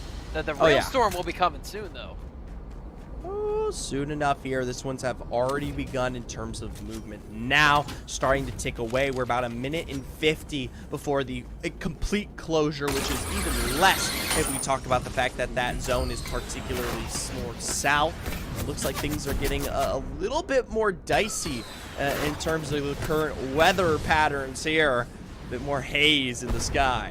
It's going to make these aerial approaches a lot more viable and a lot more sustainable as well, but you do see that big purple blob coming in. The map is about to get swamped, and Hezzy will be the first man to sustain it. Actually, no, they're going to get off dodge. They're going to use the momentum to try to come back around and go for a flank. Wolverine ending up on top of the balloon, though. I don't know if you realize that Lethal is going to be on their way to try to contest that position. Ooh, a quick run and dodge there on the mount for now. Illusion going to be expending some of those splashes as well to potentially get themselves set up. This balloon being big contest here. Illusion is still below. Back up into the sky. Hezzy has the prime angle to potentially find damage down. A quick break on the shield will give him some level of control, but it's not enough to finish the job. Illusion, though, is still in a poor position, going to have to regroup here sometime soon. Hezzy now on his own way forward, immediately shot back and decides to retreat. Oh, and this is interesting. Every team is on top of each other right now. So we're going to be going down to a gunfight, and 175 on the Leon already. He's going to fall early. Hezzy picks that one up. Ooh, that is tough here. We talk about our leaders currently in the lobby. Oh, I'll tell you what, Lethal are looking to play as well here. Now officially a 1v2 situation. Hayes not just trying to survive there, but he can't quite last much longer. For the first time, Lethal pick up a win in game 3. Now, you said this would be a potential break point, and well, I do not think that is necessarily the case because their opponents have won 2 straight. Lethal now going to be probably evening up the kill count after that one. So, excuse me, excellent showing there for them, and they're going to be on the board with their first win of the day. And we got 2 more maps to go through, so if they win the next 2, it is no shred of a doubt that they're going to be winning this whole thing. Well, I'll tell you what, we're going to be going to a short break, and when we come back, we'll solve those questions and many more as we approach Herald's Sanctum. Stick around.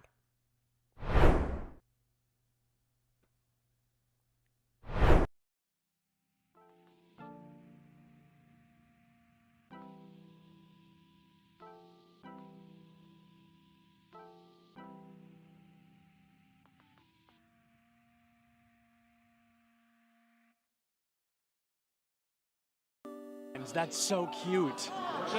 UCF, and it's really cute. So I'm gonna move down here. How do we feel? The odds for UCF? What are we thinking? They got it. No, we got this. We got it. We got it. Go Knights. Charge on. 100%. My friend Nick is behind you. He's gonna record it. Don't look at him. You'll ruin the shot. Don't look at him. Don't look at him. Come on. Oh, let's go! Let's go!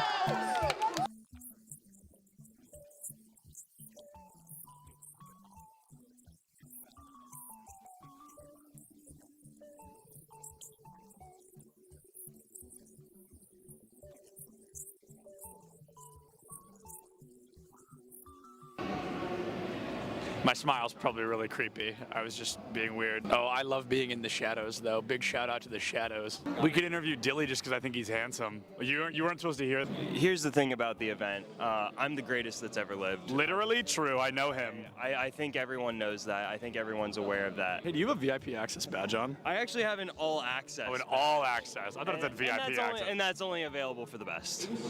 That's true. He's right. That's a main stage TO right there. If this goes live, I'm suing everybody. It's all right. A video of me, the first clip is me saying, don't put that in. And then it was the first, cut the cameras.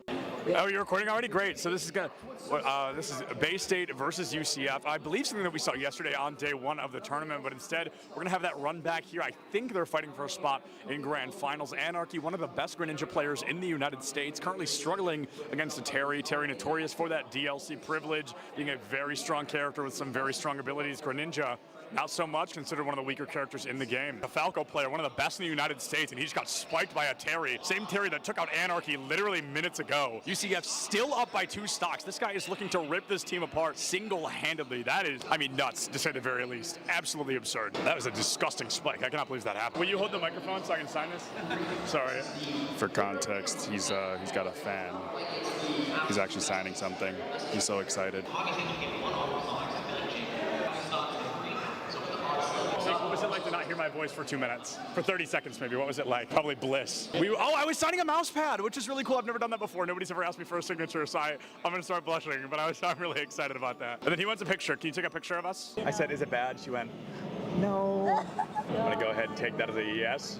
Turns out I can't tie a tie sitting down. What do you think is the appropriate face-to-screen ratio for a Valorant player? Face to screen, like how close I sit? Yeah, like how close should a player sit? Personally, I play really, really close. I think it depends on your eyesight, but for me, I like playing close because it helps me focus on my crosshair. Is the value of sitting close, the crosshair being the only thing in your line of sight? Yeah, that's pretty much the main benefit of it. It's so funny how close some of these guys sit. Oh my goodness. What do you think is the healthy face-to-screen distance for a Valorant player? I think it's all kind of personal preference. I guess I would consider myself like pretty close when I play because I like to like zone in on my crosshair. It is the second person to say that. It's all about the crosshair. And then what's up with the horizontal keyboard? I don't know, like it just kind of fits like the form when I'm close to monitor. Like I don't know, it might sound cringy, but I like to like be one with my gun, you know? No, bro, I feel it. I feel it absolutely.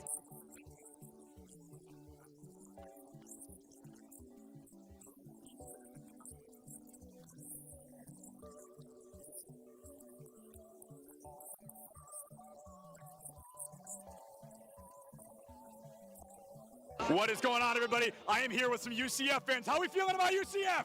Let's go! Let's go! We've got a bunch of UCF fans in the crowd right now. UCF, they're up by a single game. They're looking to find their third and possibly final, secure a spot moving forward. Things looking great for them against Northwood here today. This guy's playing Minecraft right now. He keeps double building instead of placing the dirt. Pressure's on, man. Everybody's watching. Just kidding. Just me. Cameraman's not over here. Just kidding. He's behind you. There's actually always cameras on you if I'm around. Do you double build all of those? No excuses, bro. Your college esports Minecraft team absolutely rolled. L after L here. Let's hope UCF has a little better luck on stage, huh? What is going on, everybody? I am Septilins. I have the honor of welcoming you to the Collegiate Esport Commissioners Cup here in Atlanta, Georgia. All right, that was good. That was good. Good content, good content.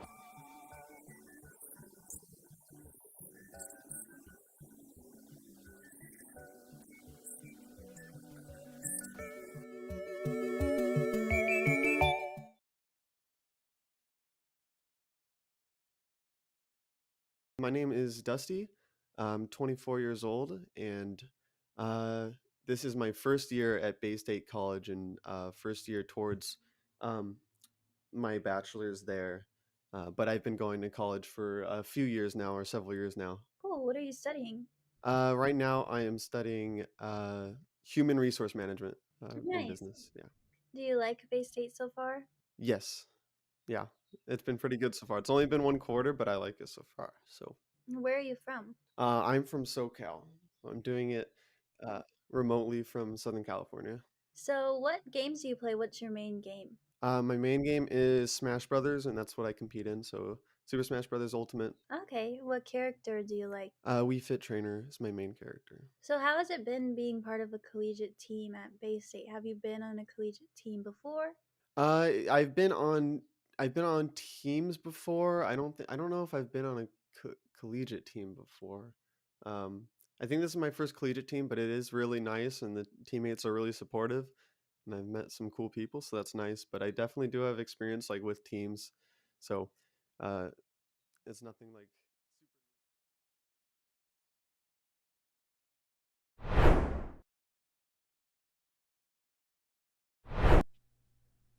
Howdy, howdy, Fortnite fam. Welcome back to the Esports U Campus Cup. We are into Game 4, our penultimate game here before we make our way towards our finale. One of the last opportunities for some of these teams to rack up the elims that they need. I'm Zephyr, that's Laird. We're on our way to Herald Sanctum. Yes, sir. And this is a very new POI from what I understand. Very similar to the Queens area last year. But we're going to be seeing this one as well. Now, the big thing to keep in mind is there's not a lot of opportunities to get the resources you necessarily need in this one. So this one's going to be fun to say the least. I'm interested to see this one because there's a lot of high arches and not a lot of resources. So it's going to be a lot tighter knit as well. This is a very, very small POI. I was about to say, last time around here, we were kind of discussing out there towards the Shiny Sound how we wanted to see some more play with the new kind of Chrome feature to see the mobility, the impressions of how you set up in some of the builds, and they didn't quite play towards the at least northern side of that POI. This time around, you have no choice. The entire POI is set up like this. Right, so right now already Hate's not going to be taking some pot shots onto SMG. Not going to get too many, but still going to put the pressure alive. And already he's got a tire. Is he going to pick it up, though? No, he leaves it. It's something. All right, and there will be a suppressed SMG as well coming in from SMG. So he's the first player of the match to get hit, but not too much. He can find some heals pretty soon if he finds these chests, but a very barren wasteland is showing up for all these players at the moment. You can see them starting to set themselves well within the buildings ahead here to pick out what resources they can before the rotations become more apparent anytime soon. A quick chug down to give both Hezi and Stig the little bit of shielding that's going to net themselves their at least first echelon of defense here. Right, and gonna grab what little resources there are without breaking the blocks entirely. So you know, you can kind of see where they are. They got to do a little bit of patchwork on some of these occasions, but still getting full up on shields is no small feat in this situation.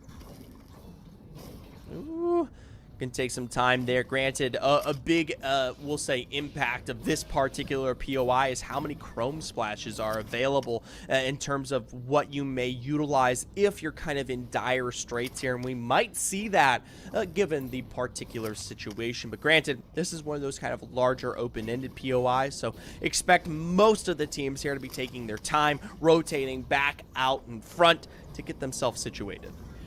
So it looks like Stig and Hezi are going to be pretty good in the resource department. They got a lot of good weapons in their loadout, particularly Stig is rocking a purple AR at the moment. But they're going to be coming upon the Lethal Boys in a moment. The Lethal Boys are actually right there. So, you know, if they decide to come here, they might have to get through a bit of a fight. Oh, it's tough to say. Still at least one building ahead towards the south here for Stig and Hezi. They're just making their way forward. Currently still, I believe, either tied or on top in terms of the elims there. They're going to be able to source out SMG's position. Illusion is still, though, up on top. An immediate break onto the builds might give them what they need to find their way forward. Quick builds up, and now they host themselves on top of the high ground. Yep, and Lethal just laying down fire right now. In full retreat mode, Stig actually going to be the one who's the main aggressor here. Hezi and Stig both on top of Illusion right now, who's trying to fight for their life. Not going to be able to get these builds broken down just yet, though. Going to get who tries to go out from underneath and has an opportunity to do so. SFG providing some cover fire for him. He's going to retreat into that cornfield, try to get some extra speed on life. Woo! Directly into the cornfield there. That's no kind of cover to work with, and as a result, we'll see Illusion fall in terms of the shielding. Only 60 health to their name. Going to be utilizing that chrome to break through the other side of the wall for now. Immediately trying to stick out that med miss there. For SMG, though, notably hasn't been a part of this fight, but remember, no real resources on his belt. Isn't able to get the shields back up, and as a result, paying the price potentially here. Look at that mini map. It looks like Team Hatesnot and Leon are in the mix as well. So this is going to be a gunfight for everyone pinned down in this little building. Ooh, tough to say there. You can see Hatesnot and Leon now just across from SMG on that second floor. Personally, I'd like to see Illusion and SMG kind of group up more directly. Yeah, there you go. To be in a more apt situation. Notably here, Hezi and them have actually moved away from this fight. They don't want to be the first ones to it. Yeah, okay, but Leon and Hatesnot are right there. So Lethal, I see him. Sorry, Lethal Boys are going to be hanging down a little bit. Trying to make sure that they don't give themselves up too much, but it's very easy to see through those wooden builds. Trying to fight their way out of that. I think Hatesnot and Leon both know that they're in there. Are going to be trying to take the high ground and place a patchwork game here. Lethal tried to be very quiet, not giving themselves up. I mean, they know they're there at this point. It's just a matter of time when they're forced to make moves outside. And you can see them just very slowly breaking apart what exists here on this second floor to make sure that when it comes to a particular edit to get that kind of first shot in, they have complete and utter LOS. Right, so setup looking good. Illusion's going to be trying to aggress onto Hatesnot, but he's going to be in a 2-on-1. Illusion will be running away, as will SMG. Illusion one tap away from losing their life. But SMG going to get picked off from a mile away while they were in Chrome. looks like SMG is able to get away with their life. So notably, though, even though it was Leon and them who start up the fight there, Hezi is actually the one to get the wipe on Illusion. So albeit Leon applies the pressure with that squad, they're not actually the two that pick up the elim. They let that one go away from them, and now it looks like for Hazenon and Leon, they're down to one member as well, picked off here. Hazenon trying to find some source of cover. You have to worry. Stig and Hazenon have been on top all day today, and they look to keep this one in their control. There's no rest for the weary here, and Hazenon doesn't look like they have a lot of resources to be working with here, too. So, going to be trying to move around, get a flank angle on Hazenon and Stig, who are both going to fire out of their own build. Hezi now trying to keep the pressure alive. Doesn't have a good gun to break through that. Doesn't have the resources to go for a prolonged build fight either. Oh. That's a little interesting there. I thought Leon was down. Maybe a little bit of a glitch on the spectator bug there, but it seems like he is more than fine just across from Hayes, not there, trying to break their way in. So actually, surprisingly, Hazenon and Leon actually in a very, very good spot. Even though Hezi picks up that initial kill onto one of the lethal members, they technically are on this low ground, and with these angles provided from above, they have to be particularly careful on how they approach the next couple of moments. I'll tell you what, though, here, Laird, when it comes to that storm, we're talking seconds away, 1 minute and 30 in terms of the total movement of our storm. But I know for a fact within the next couple of seconds, we'll be seeing it engulf the entirety of this POI. Those of you wondering, SMG is actually within the actual sanctum part, so they are far, far away from the storm before the fight happens. And it looks like Leon's gonna get picked up. A lot of their shield is gone. They only have 91 health left as well. That's gonna be particularly bad when the storm comes. Stig right now builds up his rocks. The open ceiling is going to allow Leon to barely get an extra pick on him. Leon for 62 onto Stig with no shield now. Hezi trying to find his way back in as well. Hate's not gonna fall back down. Stig picks one up, but it will be Leon putting 74 back on Stig as well, who's a lot worse for wear at the moment. He will get picked up. Now it's up to Hezi to defend here. He will immediately find a quick wipe here onto Leon. In return, will pick up Hezi as well. It is 2 for Hazenon and Leon, and now with, it looks like Lethal taking their time, they're giving both Hazenon and Leon the opportunity to get that revive off, get themselves situated, and potentially recuperate onto SMG. SMG right now, who's hanging out in the sanctum, trying to survive the storm as long as possible. Oh, accidentally pops out of the chrome at the wrong moment, so now they are really far down. They're gonna have to expend some of their builds in order to get back up there, but has found themselves a bit of a prize in that med kit. Now, as you guys are understanding, Hate'snot and their teammate have just sustained a bit of a long fight. There's some bandages right there he passes up, but it doesn't matter. Got a second med kit.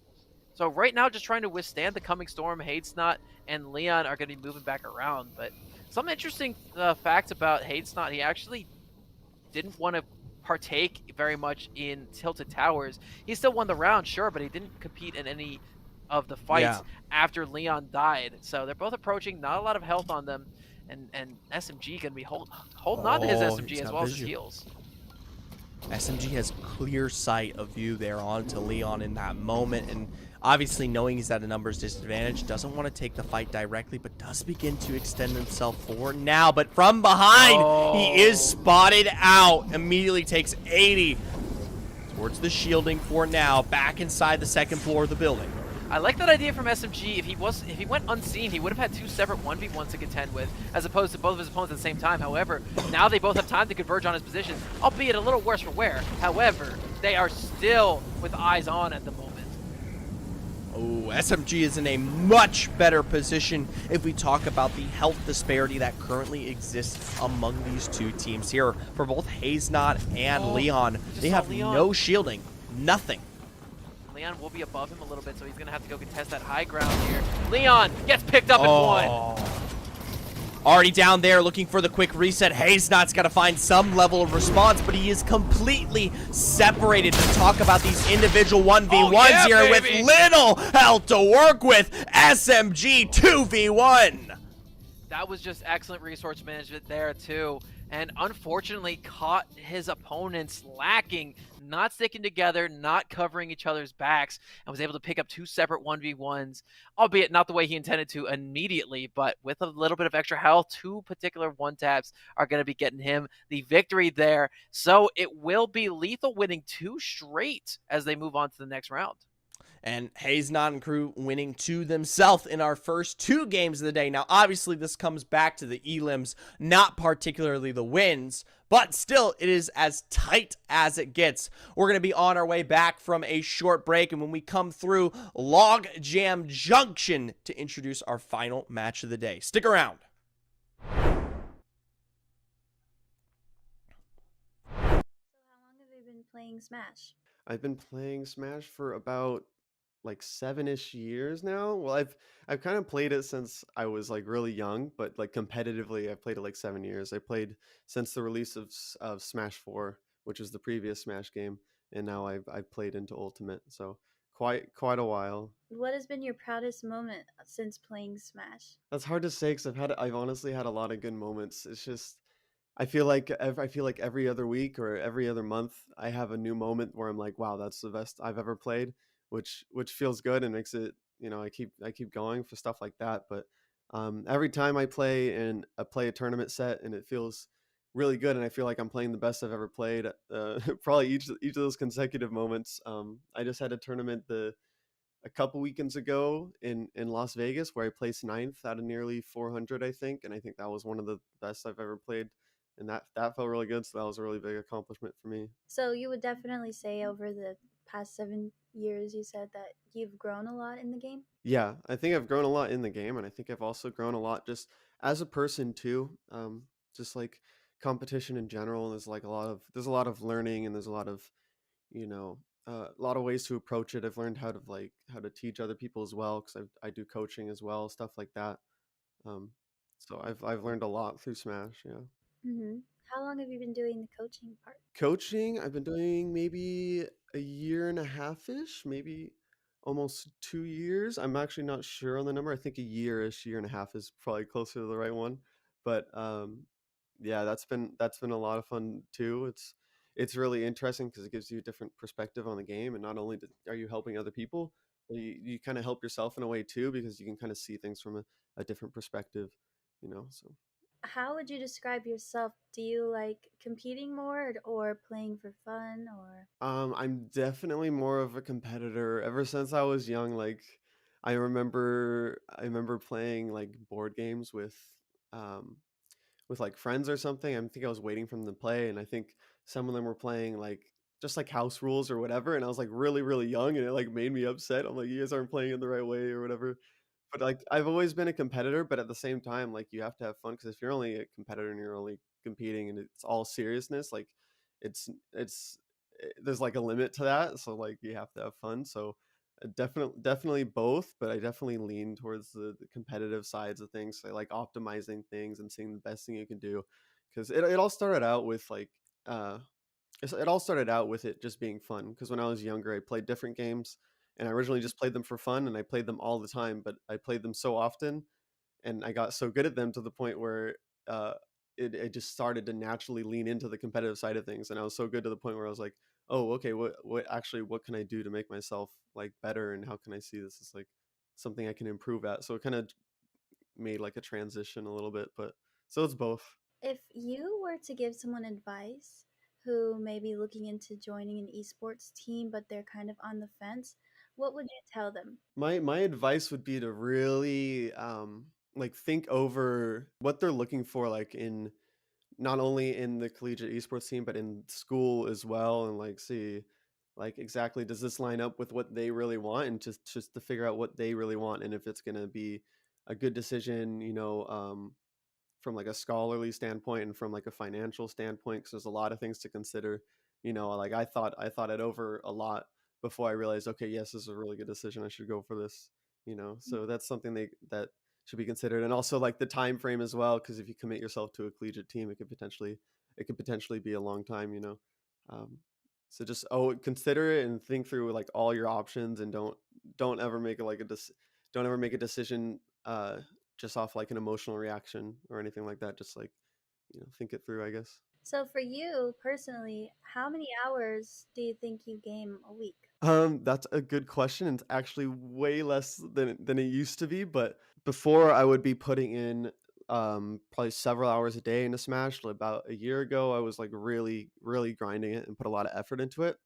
But lately, like my priorities have shifted just a little bit, just because there's other things I need to focus on. Like I started working again recently and stuff like that. So it's taken a little bit of a backseat, but it's always something I focus on. So like even though I'm not necessarily playing all the time right now, I still try to get at least 30 to 60 minutes in a day. But I've been really busy lately, so it hasn't been looking like that lately. But if I'm not doing that, then there's still other stuff that kind of goes into it. Like I do a lot of research on mentality stuff and like stuff like meditation and stuff. So if I'm not gaming or whatever, there's still other things that I feel like is going towards my improvement at the game.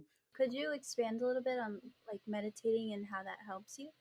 Yeah, so with a game like Smash, it can be really volatile, and one of the reasons why I pursued Smash is because, well, I've always liked it since a young age, but also it's always been like really challenging. Like Smash 4 came out, I'm like, okay, I'm gonna start competing with Smash 4, and I started playing it. For whatever reason, when I started playing it, like I realized that I was getting frustrated, like I was like kind of getting a little bit angry, and like anger is something I don't really feel very often. So it was kind of like a challenge for me. I'm like, okay, this is really challenging. This game is really hard. I want to figure out how to do this. Like I want to challenge myself.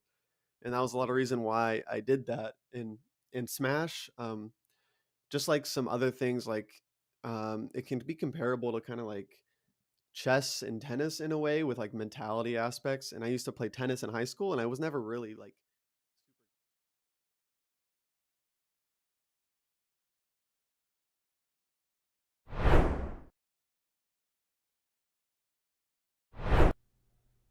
Howdy, howdy, Fortnite fam. Welcome back to the Esports U Campus Cup. I'm Zephyr, that's Laird, and we're joining you for one final time as we make our way into the 5th and final match of the night. Yes, and joining us as well, a new team who decided to show up last possible minute just to throw a little bit of a wrench into the status quo that we've been seeing here today in the cup. Now, I'm going to be honest with you, I know nothing about these players. I don't even know their names yet. We just heard that they're getting dropped in with the rest of the competition. So Battle Bus made one extra stop at a designated pickup location and has picked up 2 additional combatants who will be joining us for this next round, which will be taking place at Logjam, which is one of my favorite POIs in the game.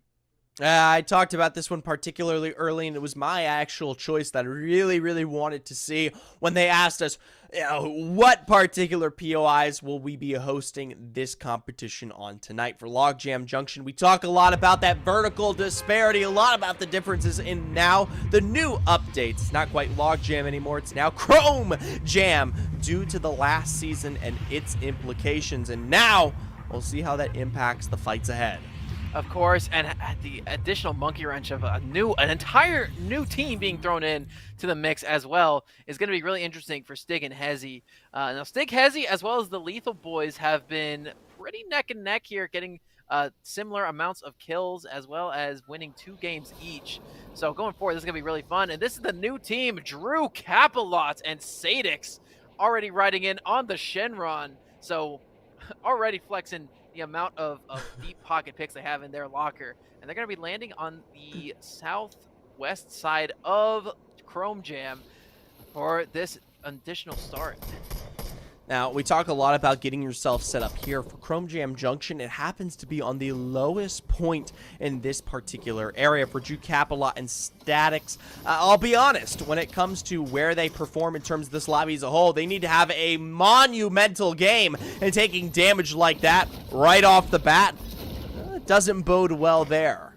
It doesn't, and they're going to throw down a little bit of extra additional healing. They're going to be in range of that while they harvest their resources, as well as get some corn and apples there. A nice, nutritious Midwest breakfast for these individuals here. Yeah, you know those Midwesterners, they love their corn. We talk about Iowa, Yes, we do. Nebraska, Kansas. I mean, that is as good as it gets. Yes, sir. I mean, me being in the great state of Indiana, Golden Hour is particularly enjoyable to watch here. But enough of that. It looks like Drew Capelot's back into a pretty stable position, despite the fact that they got walked up on a second ago. But it looks like they're going to be rotating around in a very effective manner. Leon actually very, very close by. Going to be getting some flanks going down there. But Hezi and Stig right now are going to be engaging with Sadix as well. The new guys just can't catch a break here. Can't catch a break, but they are able to find a shot that dissuades Hezi and them for now. Onto the boat ahead here. They'll provide some defense for now. Sadix, though, still making his way forward. It's a bit of a shield bubble to give them some safety. Keep extending themselves forward, but Hezi has taken a huge chunk of damage. It's now up to Stig to front the balance here if they want to keep themselves alive. Hezi's got to find some time to recover or something. Doesn't have any resources on his belt. He's got to be careful, though, because Hazenot's right around the corner. And Hazenot actually not able to see him. He recognized that, so he's going to hide behind this tree, behind the bush as well with his teammate. Trying to find oh, he's alone. Leon is on the other side of Chrome Jam right now.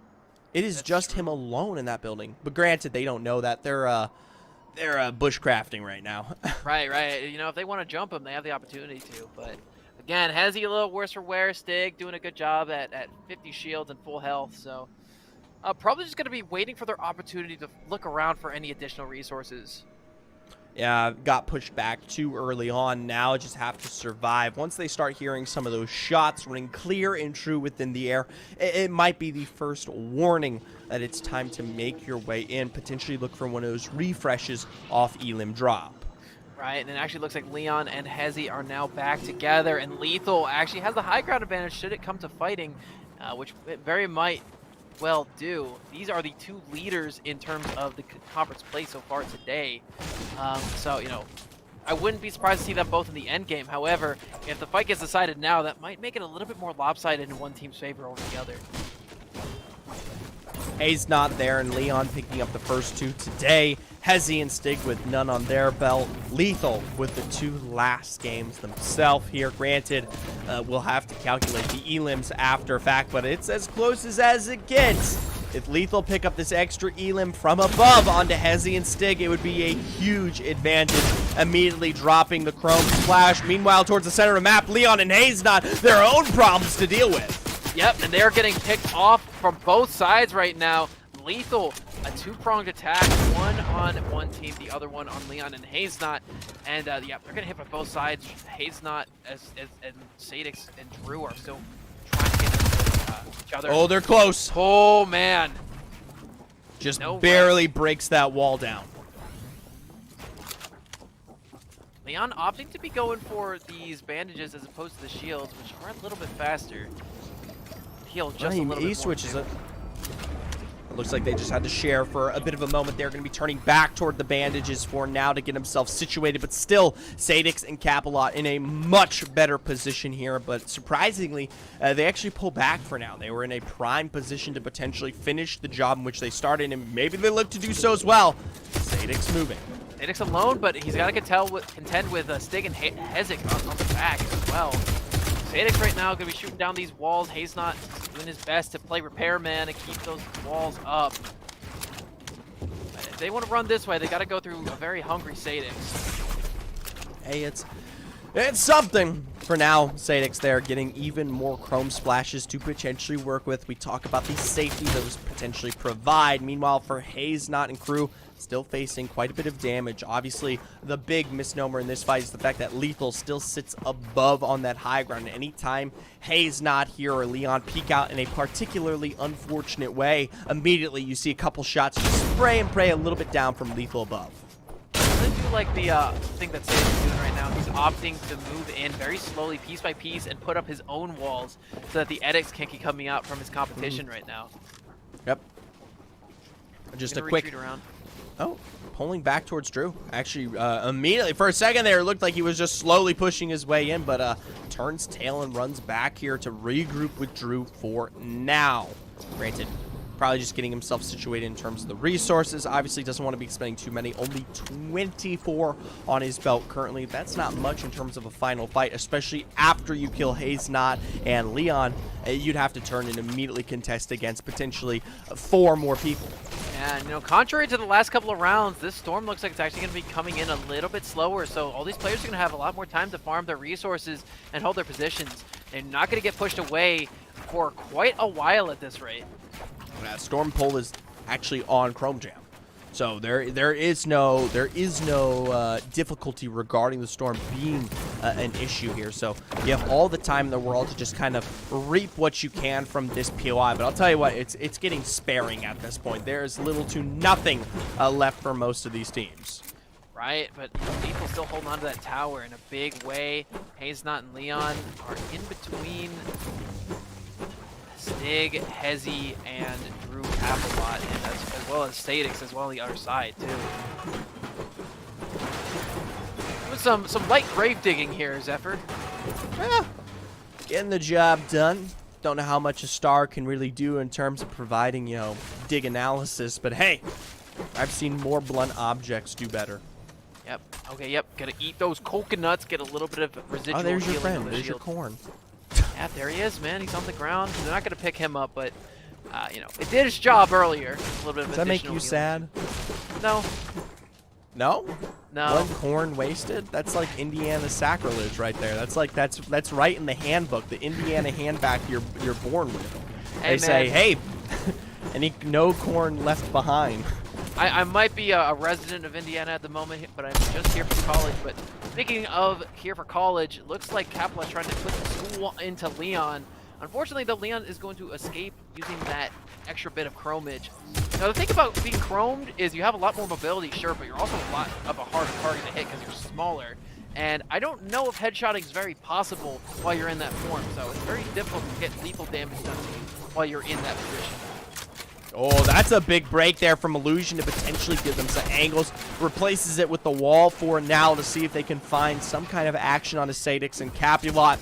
Still, though, for Illusion, it's not the best position yet. And it looks like someone is now above Lethal. Someone took away their high ground roof. As you can see, the shots raining down on top of Sadix and Capulet. Yeah, and the new kids right now having to box up yet again. Oh, actually, Lethal got that vault loot. Find their keys together and have a lot of resources if it comes down to it. So they really don't need to push anywhere. They could just stay in this little situation. They don't need to worry too much about opponents coming in anywhere because they can easily hold this. And on top of that, like I was saying, they have access to that stuff. Hang on, no, it looks like Stadix are going to be going a little bit more aggressive. Lethal SMG is down. It's Illusion on his own. No way. Sadix actually survives all of that. Now, granted, they don't go for the full push just yet, but still, it is coming for Illusion. He's going to have to pull all the way back here, look for some kind of escape outside of the building for now. But granted, with that initial drop, this might be the start here for some of these teams. A quick edit there, a quick pump, and yes, some damage onto Capulet, but we'll see how much longer. SMG completely wiped. Right now, Illusion trying to fight their way back into that vault. Now, here's the thing. A lot of damage has been done to their opponents in that last fight. Here's the thing. They have access to vault loot that might have been left behind by Lethal. So, both Lethal guys, a little worse for wear. Obviously, SMG is out of the picture now. And Drew and Sadix are pretty rapidly healing up right now. I mean, they get all that extra loot, on your belt, like you said, and now are in a prime position to just continue to survive. Illusion now has only this kind of 1x3 space to work with here, trying to cover both angles. As we both know the minute that Sadix and Capulet pull the trigger, they can quickly run their opponent down. They're only just paying their respects right now because they know for a fact that they've got two teams atop. Yeah, but all four teams, like you were mentioning, are on top of each other right now. Lethal just hanging around the corner. The only team with one player standing. Sadix and Drew still maintaining a good spot. I believe Leon and Hezi might be the ones on top at the moment. Yeah, they're all of them are on top right now, it looks like. Capulet, Sadix are just slowly working their way up, paying their respects where they can. Obviously, they don't want to be particularly too quick to peek here because you could see that very quickly punished. And as a result, it's just one step at a time, one box to the next here as they make their way towards the third floor finally. And on top of that, they're breaking all these walls so that they have editing privileges as opposed to Lethal here. In case of a retake coming in from Illusion. You can see here finally a nice free cam on the outside. We get to check out, yes, it's Leon and Haznot who are just across from Capulet and Stadix. Stig, and above that, I believe, Hezi probably on the roof. situated in the highest of grounds as Illusion is still set up from below. But now Is he looks gonna like third Haze party? and Leon, they're pinched between two. A rock and a hard place indeed. A 4-on-2 in this situation. Hezi now in a very vulnerable position. Sadix and Drew with quite a lot of health and a bunch of residual healing that they can use as well. He's not down. Yeah, oh, dude, that's big. We might Looks be like having Haze a new not winner completely here. wiped out. Right there. I mean, that's one of our previous winners from this game. Sadix and Drew Capulet. Technically, they're the only team currently to have picked up any elims into this game right now, and they got to keep searching for more. They can't let Storm finish the job. They need to pick up every possible elim if they want to walk away with potentially a victory in this 5th and final game. He finally ate the corn.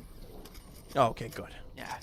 So he's got a little bit of extra healing here to withstand the storm. And you know what? That is quite fitting. We do get some tornadoes here in Indiana as well. So corn is the best medicine for that, speaking from experience. Well, for Sadix and Capulet, they were able to pick off the one and now take away this high ground as well. But granted, in terms of their survivability, it's no better than the rest. Still, got to start sourcing out where the rest of these teams have positioned themselves towards the very edge of this POI. So every team right now, except for Sadix, Drew, actually half of them, now that I mention it, are down. Oh, do they not know that you got to stay in the site? I don't think they know. They rotated out of the storm. I don't know if there's any disqualification rules here, but they're going to be trying to zone keep, make sure that no one could get out.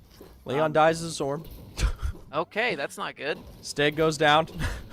It looks like our new competitors weren't as updated on the rules as us, and as a result, our that's going to be a judge's decision as to who comes out on top of that one. Well, it comes down not to wins, it comes down to elims. So they're just the elims that they could have picked up by fighting in Storm. They are unable to net themselves here. So we will see Statix and Drew win this game out here as the Storm ticks away our final winners here in just a moment. But and if I'm not mistaken, that was Illusion as well. So he's maintaining himself pretty well. He might be back in the tower, or he might just be flying around right now. But gonna set up a fire. Sucks. Yeah. Even though Capulet and Statix make their way back in, they had a very short window to pick up the elims that were necessary to keep them kind of healthy, potentially towards a position in first place, and they just didn't quite know it there. So as a result, they miss out on what could have been potentially a win here. Now it's just in between Illusions and them, seeing who can survive that little bit longer here. Obviously, we have to wonder and see if Illusions actually walks away with anything if they pick up this win or not. Right, but I mean, again, there's a lot more resources in that building. There's a couple outside on the ground as well. No one picked up that Golden Prime shotgun, which is a little surprising to me. Oh, they're gonna be doing some fishing. I like it. Oh, there you go. I was about to say there's multiple ways to sustain resources, but one of the best is just going for the quick, easy trades out in the lake here. A quick flopper or two. You know what they say? Teach a man to fish, and give a man a fish, and he survives storm. Teach a man to fish, and maybe he wins. I don't know. Drew got that harpoon helping him out too, but it looks like Illusion's gonna be making one last stand. Oh my gosh, springing into action with these builds. Drew finally with some open space to get around, and he's gonna corral Illusion and pick up a second elim on the day. Drew and Sadix are gonna be winning our final game here. And at this point, you gotta wonder how well they might have fared if they showed up in the first map. But hey, they get their work done now, and they're gonna be our third unique team to win a map. Third unique team there, but I don't know if it was enough elims. Obviously, for our players, if you're watching, the best place you can check out those will be in the individual channels. As for both Laird and myself, we'll be back here on Esports U at 9 p.m. Eastern to represent the Western Heats of our Campus Cup. Up next, we've got the ECAC Overwatch Week 5, Fisher Varsity versus Ball State Black. Stay tuned.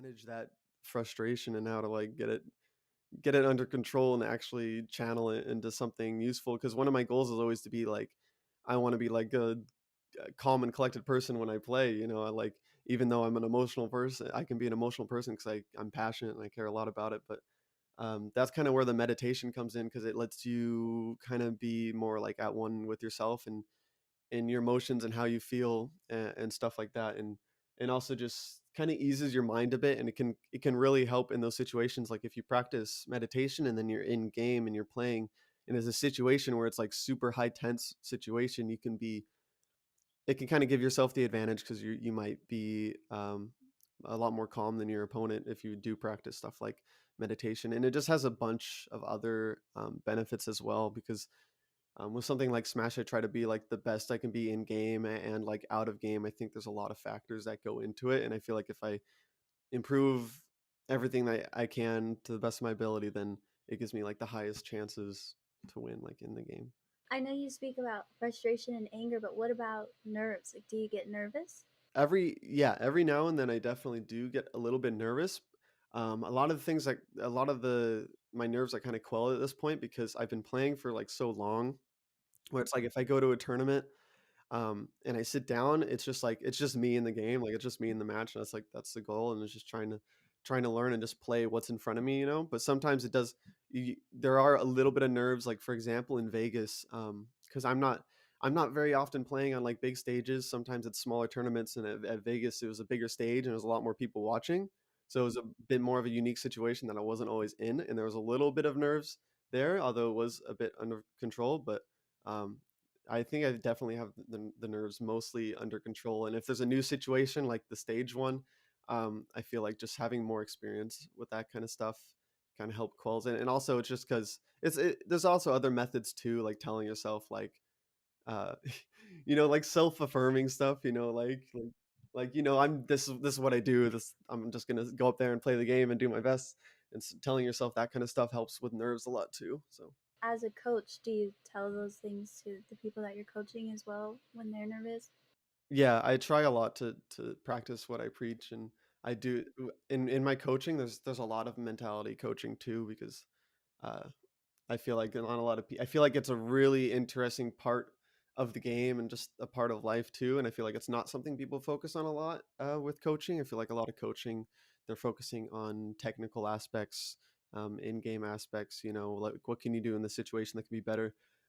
But sometimes like mentality comes first, and they're not going to be able to make those steps and make those leaps without like making a change in their mentality first, or at least trying to make an improvement somewhere there. And there's a lot of different like perspectives for it, but yeah. I really admire your mindset. That's really cool. A lot of the Thank gamers you. that I've talked to are like aggressive. It's Thank you. really cool to hear that. Switching gears a little bit, how do you feel about the CECC? What do you think about it? And do you think your team will go to Atlanta?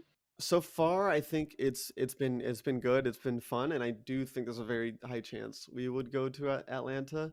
With my mentality, like I was talking about before, sometimes I just go into it and I'm like, okay, I'm just gonna do my best and I'm gonna play, and that's really what comes down to it. But I am really confident in our team's ability. I think we have a really good set of guys that put a lot of work into it. So I'm very confident that we would likely go to Atlanta. But if it doesn't happen, it doesn't happen. Then I just go from there. Well, those are all the questions I had. So, is there anything else that you want the world to know about you or anything that you would like to end with? I don't know, for anyone watching, like just try to find like a balance like in life, and try to find like who you are truly, and like follow that passion. Because just for like reference, I worked somewhere for 3 years, and then I felt like I wasn't being called to work there anymore, and like Smash was something I always cared about and always wanted to do. So I quit work, and with the money I had saved up, I pursued Smash for like a year and a half, and like that phase just kind of ended. And I don't regret it. I don't regret it at all. Like I wasn't like making a lot of money through it, but it was something I was passionate about, something I wanted to do, and I'm really glad that I did it. And I hope that other people can consider like following their passions like that, but also with proceeding like with caution, doing what is available to them, and just finding like who they are and what makes them happy, I guess. Thank you so much again for your time and doing this interview with me. I really appreciate it. Okay, thank you for having me.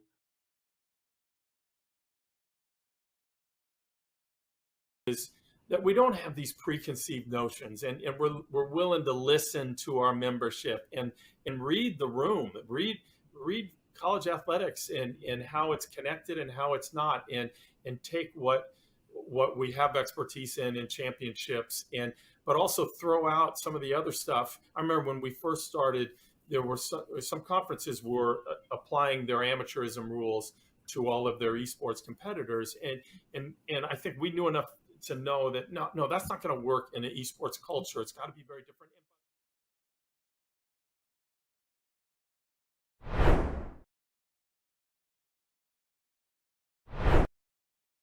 What better way to spend your Wednesday night than with some ECAC Overwatch 2? I'll tell you how, with these two teams that are about to be playing. Fisher versus Ball State Black. I'm Sam Talks, and joined here with me is Catinator. Cat, we're down for some incredible games tonight, I do believe. Yeah, that we are. Fisher College coming hot off a land victory in the Collegiate Esports Commissioner's Cup. Went down to New Jersey, took it all home, and man, did that team just keep winning trophies. 3 out of the 4 trophies and game titles at that event they took home, and they're looking to take home a win today. Dang, listen, if that's confidence going into tonight's game, I'm going to tell you right now, nothing is going to be able to knock them off that high horse, and it's going to be a strong matchup here for both of these teams tonight. And I'm excited to see how this is going to go out. And so, starting off, we can talk a little bit about how the maps are going to work as well. Kat, we're going to be starting off on Nepal, then going into Hollywood, Watchpoint, Gibraltar, Coliseum, and if we need to, Busan with a tiebreaker of Ilios. So we have everything set up. We have our teams knowing where they're going to go. But with Nepal being the starter map, control map, it's always that great sort of barometer. Let's figure out how we go against each other. Let's figure out how we play against each other. We can, you can poke and prod and figure out what each team's weaknesses are, especially in these sort of like weird half metas that we're in right now. Yeah, it's very strange. I'll tell you, on land this weekend, we saw a lot of Banana Rush teams, I think, just wanting to get used to what's going to be that Overwatch League, that Genji nerf on its way. At the start of the event, day number 1, there's a lot of Zarya in the mix, players still trying to make it work, Genji scenarios, and I just think it fell short. When you look at the Winston, the Reaper combination, it just had so much success. When you've got a Monkey who's really able to get on top of those healers, get on top of the supports, and a Reaper who can play off the bubble, it looks very good. And even that old school meta without the Genji nerf, Sam, just doesn't look like it can keep up. No, it can't, because that's the power of what you're able to bring along with a Reaper and a Winston. Winston to get in their faces, and the Reaper to, if the tank is feeling bold, wants to go into the back line, that's what you're there for. You have the Bruiser to keep the team safe and keep them alive. And then we got to talk too about what Kiriko, the new hero that's been like shaking things up massively. The protection Suzu is so powerful, but it's her ultimate where things really get exciting. That Kitsune Rush, that's where Reaper becomes incredibly scary. You go from you go from a decent fire rate to like, oh my god, it's a machine gun shotgun. Yeah, absolutely. Looking like Bastion in tank form when a Reaper steps in the Kiriko Rush. It's absolutely ridiculous, and we've seen it turn fights so consistently, so we'll definitely get to see it today. I will say Fisher College, Nev, their Reaper not in the matchup tonight. Looks like he fell off the bus on the way home from the LAN event, so you hate to see it. We'll see how that shakes up. But that roster runs deep, and they've got plenty of squeeze to throw in the top collegiate talent, so I'm not too worried about them. Yeah, and I reached out, I asked the teams how they were feeling about the games going into tonight, and unsurprisingly, they all said, we're ready to get some dubs. This is going to be so easy. We're snoozing here. This is going to be an easy battle for the both of us. But look at this. I lied. He's here. Oh, he's here. We're ready. This is going to be good. Composition-wise, though, Kat, I mean, Fisher feeling bold to bring out the Genji. Whether that's going to be swapped relatively quickly is going to be the question. Yeah, so Fisher was the one team that was really willing to step into alternate compositions. More so, though, on their escort maps, looking to finish checkpoints. They're willing to switch up, try things off meta, make things look different. So if it's a team to do it, I would expect it to be them, but we'll see how it holds up on Ball State as we get into it. Oh, and getting into it, we already are. Ninja Curly Fry is going to be playing on the Sojourn, and we know the power of what Sojourn is able to bring into the table. And you can see just how aggressive already Fisher is. Diving straight into the back line is just going to be destruction at its finest. As Nev gets a kill on top of that, too, with the help of Goose, is one after another. As Fisher is pushing Ball State Black to their spawn room. Point has unlocked, and it's going to be going to Fisher. Oh, that fight on the high ground won so swiftly by Fisher. They'll have all this space to work with, and as mentioned, point on lock, and they'll be the first to capture here. Already Ball State to come here, back on this low ground, back on this basic checkpoint to try to step back into things. That look from Ned, that Winston to get all this space. If they want to work around this corner, it's not going to be an easy task by any means. They start to try to push their way into this one. It's Depresso, the soldier, to find absolutely everything. A 3K going to be had. Depresso not done just yet. Looking to find the Kiriko, and will have it as well. An insane play from Fisher. Was literally just relying on raw mechanical aim cat from Despresso. You pull back, you take away what Reaper is able to do. You give that range. And so that way Reaper can't really do anything. Once you take that away from them, it becomes so much harder to get value out of that. And then on the flip side, you have Despresso, who is hitting shots time after time. They've already built their way up to their ultimate. Yeah, Overclock's online after what was fight number 1, and it's online here for fight number 2. Kiriko's out of this one. You got no Suzu. You've got all this damage on its way, and look at these players melt. Fisher will push it up to 50%, and they'll push this team completely out of the fight. Ball State wiped yet again. It seems Fisher's not messing around. You know, they got all these trophies in their pocket, Cat, and they're ready to show why they have gotten all of these trophies, and they're ready to look for another one to add to the cabinet. And so now we just have Neb doing a little poking and prodding before going straight into the backline. They can do this, though, because they have the Primal Rage. If things are getting dicey, they can just rely on that. Keller has whipped out the Dragon Blade, but in doing so, Grimax is going to use the beat in order to keep themselves alive. And so Keller's Dragon Blade not going to be able to do much there, but you don't really need it to because they got such a high value ultimate with the beat. Now Zhang, Overclock, and the Kitsune Rush. Ninja Curly! Look at these shots. It's like playing Kovacs right now. They're going to try and hunt down this annoying Depresso and showing that they are the better Sojourn.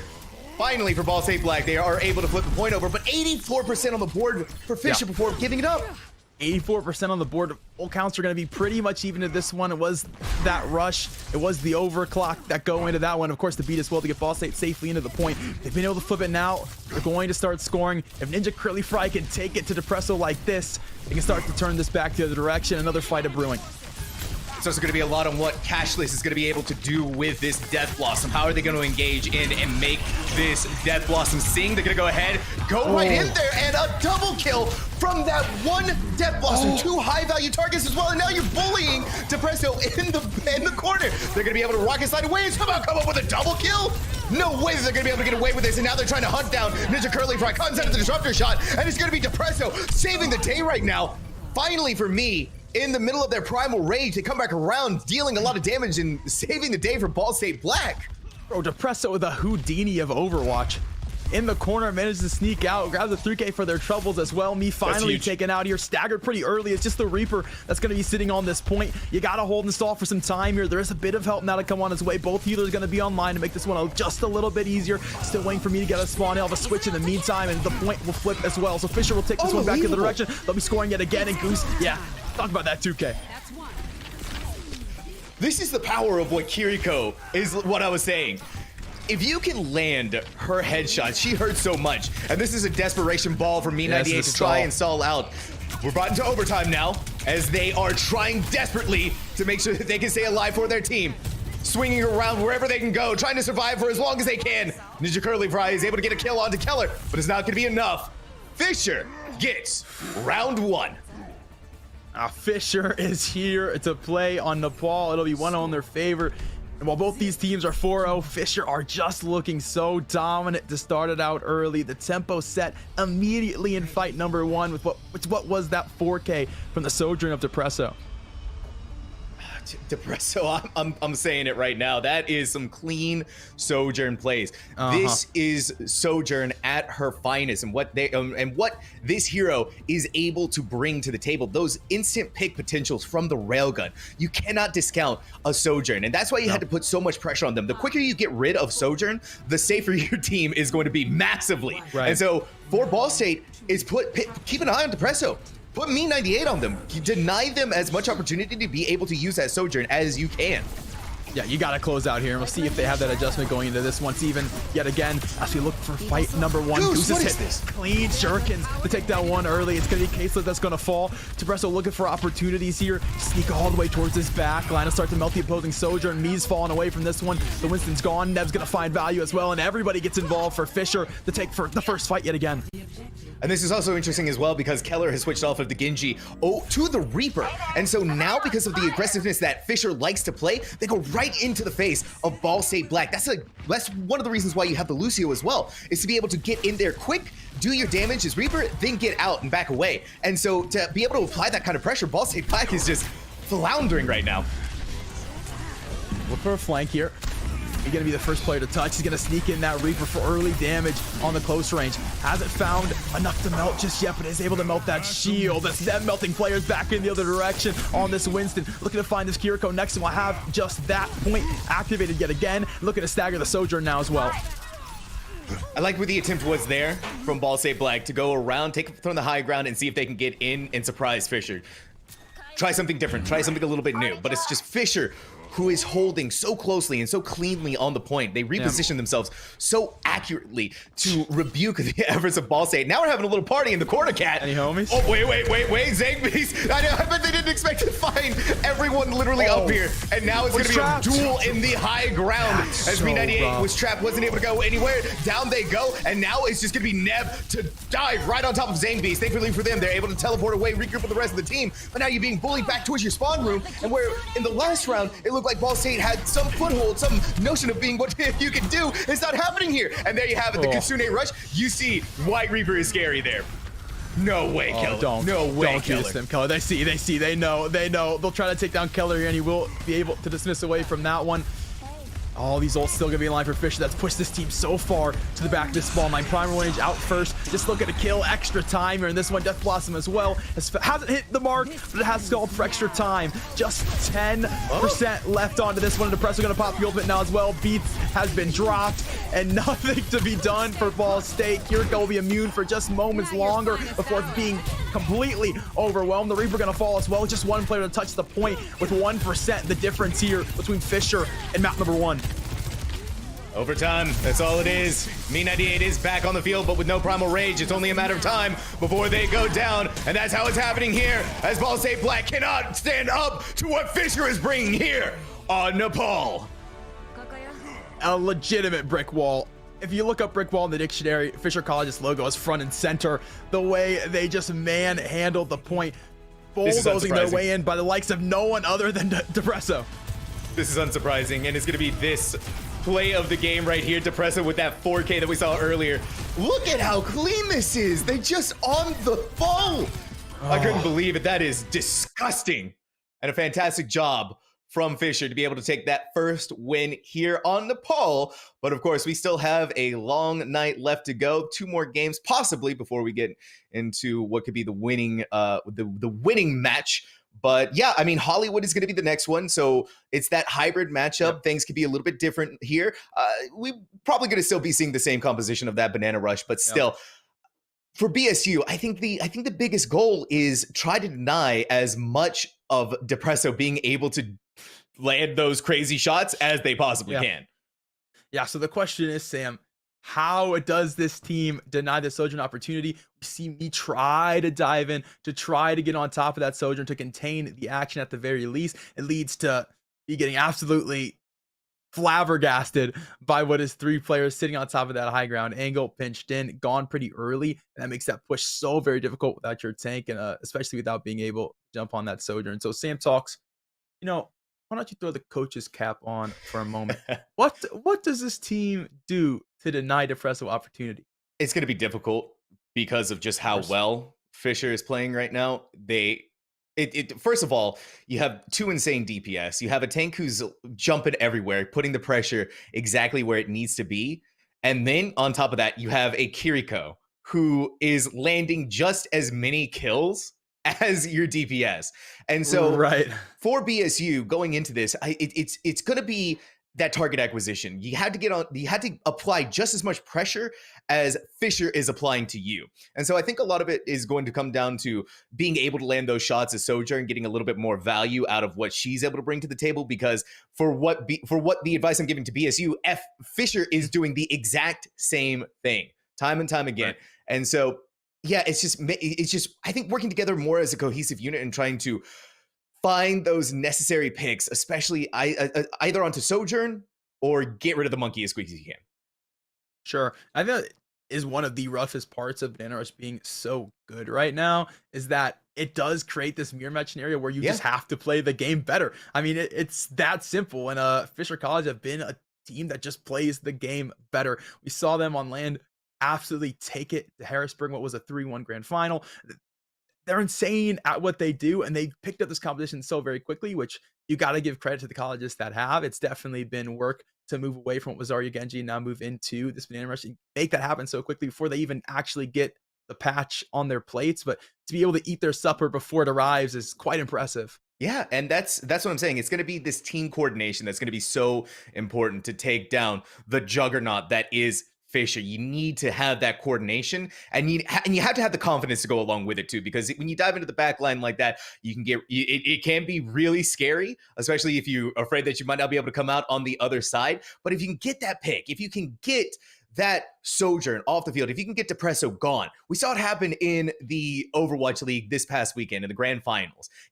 Proper, insane Sojourn. But Eston was standing up to them and was able to push them back. Once you got Proper off the field, once you got Sojourn gone, a lot of that pick potential goes along with it. And so you got to have that focus. You really do. Yeah, absolutely. And Fisher College currently putting the fish in their names. We got a bit of a water leak in the room, so it'll be just a moment here for us. When we come back, we got map number 2.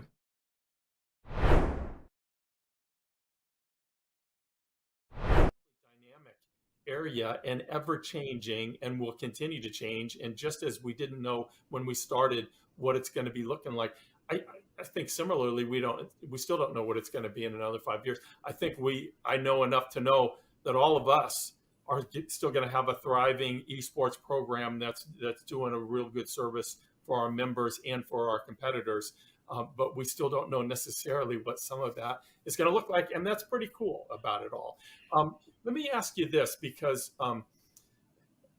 you all are used to dealing with your athletic directors. And each of them are dealing with what's in front of them in their athletic departments. My guess is at least some of your schools are that this is not necessarily operating within the athletic department. And can you talk about how you navigate that in a conference office? And maybe the best way to handle that, or do you have preferences? Do you try to steer them one way or the other? And just talk a little bit about that, if you don't mind. Sure. The majority of our schools are not under the athletics umbrella.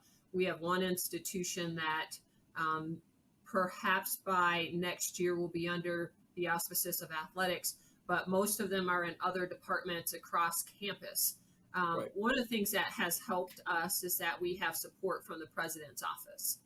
And so in order to participate in Mountain West events, you have to have an adult non-student administrator that oversees that, the eSport program. And that's where we get assistance with, eligibility checks and, please complete your roster, things like that.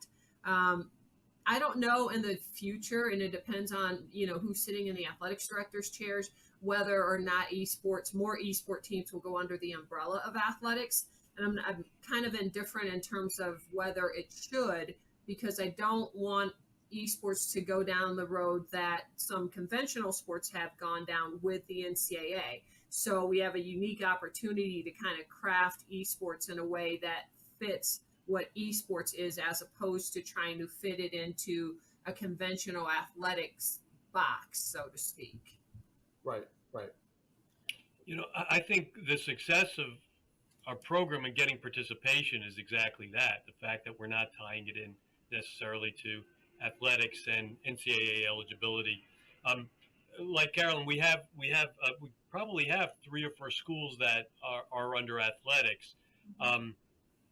And I know it puts them in a difficult position sometimes trying to make some decisions. I got a request recently to consider allowing part-time students to participate in during this year, because some schools struggle sometimes to fill out all the games that they want to play with us. And we held off on that for now. We defer to the institution and say, what's your policy for those that are under student development or activities? What's your policy for allowing students to participate? And if you certify that they're eligible under your current policies, then that's good for us. I also think, and I was part of some of the conversations early on with the NCAA years ago about the NCAA getting involved as a Division II representative, and I was crossing my fingers that wouldn't happen, just because I think this needs time to grow, and expand. Can I ask a question, because you mentioned part-time enrollment, and one of the things that we've done here is that as a conference, we've just set eligibility standards, full-time enrollment, making progress towards your degree as the institution defines it. Are you guys doing something like that as well? Because we've gotten that part-time enrollment question and we've said no. Yeah, no, I don't think we've gotten that far down the line, Carolyn, to ask for that. I think we kind of put it on the institution, but we do say that the student has to be a full-time. Now, they could be a full-time grad student, but they have to be full-time as from what the institution decides. Yeah, our eligibility requirements are just as simple as can be. You have to be a full-time student in good standing. Yes. And after that, and that's about it. Now I think we wanted as few impediments to getting this thing rolling as possible in the outset. I do think as schools get more competitive, they will start to distrust one another, and that's why we have this 500-page NCAA manual, because schools distrust one another. But we're not there yet. Right now there's still a collective. Let's move this forward, and the fact that the NCAA is not administering it, I think, is really helpful to the growth of it all. And yes, we allow grad students. We don't even have a 4 or 5 year clock. If you are full-time enrolled for 10 years in good standing, you can do. And why not? Why would we not say that that's okay? Now, eventually, like I said, we may change our minds if the schools require it. They say, no, this is crazy. Look what they're doing over there. We don't like, but I think we're still a long way from that. Alex, do you have anything? Yeah, I mean, I echo everything that really Carolyn has said. You're gonna have to forgive me. What was the original question? It's been a minute. I know. I'm sorry. Well, just kind of what you set out to do, and then what maybe the realities of it all. And there's so many other jobs as well that can translate out of this experience in esports. The only path is not just as a player. I think all of us are representative of jobs in esports, but it mirrors traditional sports in pretty much the same way. You've got broadcasters, you've got production people, you've got marketing and sales, and now NIL and things like that. But really, esports is kind of a great accelerator for a lot of new businesses that are coming up in the metaverse and Web3, and there's a lot of new technology that is going to be needed. And so these STEM students that are also esports athletes are really the future workforce and leaders of tomorrow. And us, as well as all of our brand partners that we work with, really recognize this. And I think that's really, a key driver of why brands are in this space. They want to be part of building that future workforce and leadership and shaping it and supporting it. So, yeah, it's been a very interesting space to watch. And we offer such a big, we offer such a big counterpart to traditional sports also, because it's a counterpart, but it's also the same, is what I'm trying to say. Because when you're traditional sports and they're done after their 2-a-day workout and they're done after their practice scrim, they're coming home to play Call of Duty and relax and put their feet up and get a drink and play video games. It grows their brain, problem-solving skills, and their hand-eye coordination while they're home. Hand-eye coordination, if you're a football player, massive skill. So it helps build those things while they're off the field. And then for us, vice versa, if you're an esports athlete, one of the errors I had growing up when I was competing in esports is that I was not active enough. I played sports, I competed a little bit, but I wasn't active enough truly when I look at it. So that's one area that esports players can learn from in terms of activity and physical and the marrying of both. People say, oh, sports and esports, video games. Not really. We're just kind of the tech industry's competitive form of competition, as to where traditional sports are more physical, hands-on. So I believe in the marrying of these two sectors and that they actually live together while also being counterparts. Well, I think then to speak to something about marrying, right, from traditional to esports, that to me speaks to this whole new thing. At least, again, from you guys, right? You guys have more traditional sports background, right? Paul, Lee, Mike, and all of that. But I think let's talk NIL then, because I think that's something that I think is really interesting. That at least when I heard about it, right, of what we're trying to do with, esports athletes, schools, programs in general. Because it wasn't something you would think normally, right? You could understand, right? Football player on the field, star quarterback. It makes sense, right? The guy is somebody that everybody knows on campus, whether you're on the team, off the team, or you're just going to the school. It makes sense. But I think, nowadays it's not as common, or people don't think that they could be somebody that their name is out there, right? Or that they're known, right? As we're growing the space, as we're putting this together, it almost feels really interesting that, your star entry in Valorant, or your star forward on Rocket League, right? Whatever the case might be, now they can have NIL deals. It's a thing out there, and I think, I don't know, maybe Mike, you want to start off, but I think thank you for teeing that up. So I was talking for too long. I forgot to bring NIL into the mix, so it's a common occurrence, occupational hazard. So I would say that so NIL for I'm sure most of you watching understand what it is, but NIL stands for name, image, and likeness. Name, image, and likeness, that term has been utilized to describe the transition of traditional student athletes, NCAA athletes, and their ability to monetize their name, image, and likeness. It went live July 1st, 2021, and it has continued over the course of the last nearly 14 months now. It's an interesting term because it's been co-opted to describe the NCAA's approach to student athletes being able to make endorsement money or be able to monetize any part of their name, image, and likeness. But it's been around forever, right? We've had athletes endorsing brands for over 100 years. Babe Ruth of the New York Yankees was endorsing brands 100 years ago, and it has continued onward from baseball cards all the way through now, where we have lots of different integrations of how influencers can monetize their followings. So what I would say on the traditional side is it's still a very young space. There are a lot of stories out there regarding NIL that tend to focus on the negative, or how out of control, I put in air quotes, it has gotten. But there is still a burgeoning marketplace for many more student athletes that are involved. About 17% of NCAA athletes are currently involved in NIL, but 65% more than that want to get involved and are curious how to get started. On the flip side, brands are challenged with a few different things in the space. There are 10,000 professional athletes in the United States.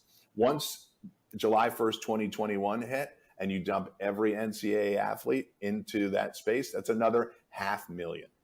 So brands that maybe didn't have a dedicated athlete strategy when there were 10,000 now have 500,000 plus that 10,000 to figure out how to activate who they are. That's a lot. I understand brands' hesitancy in some instances, but I can tell you that companies like us are on a daily basis educating brands and student athletes as to the software you can use, the types of activations you can get involved in, and how to utilize your followings, or if you don't have to or want to be a social media star, other ways in which you can monetize it. Now, I know I described that under the umbrella of the NCAA, but I see it as being no different in esports. I think there are massive opportunities for people with followings to be able to use that and connect with brands. I think a company like us can help you to do that.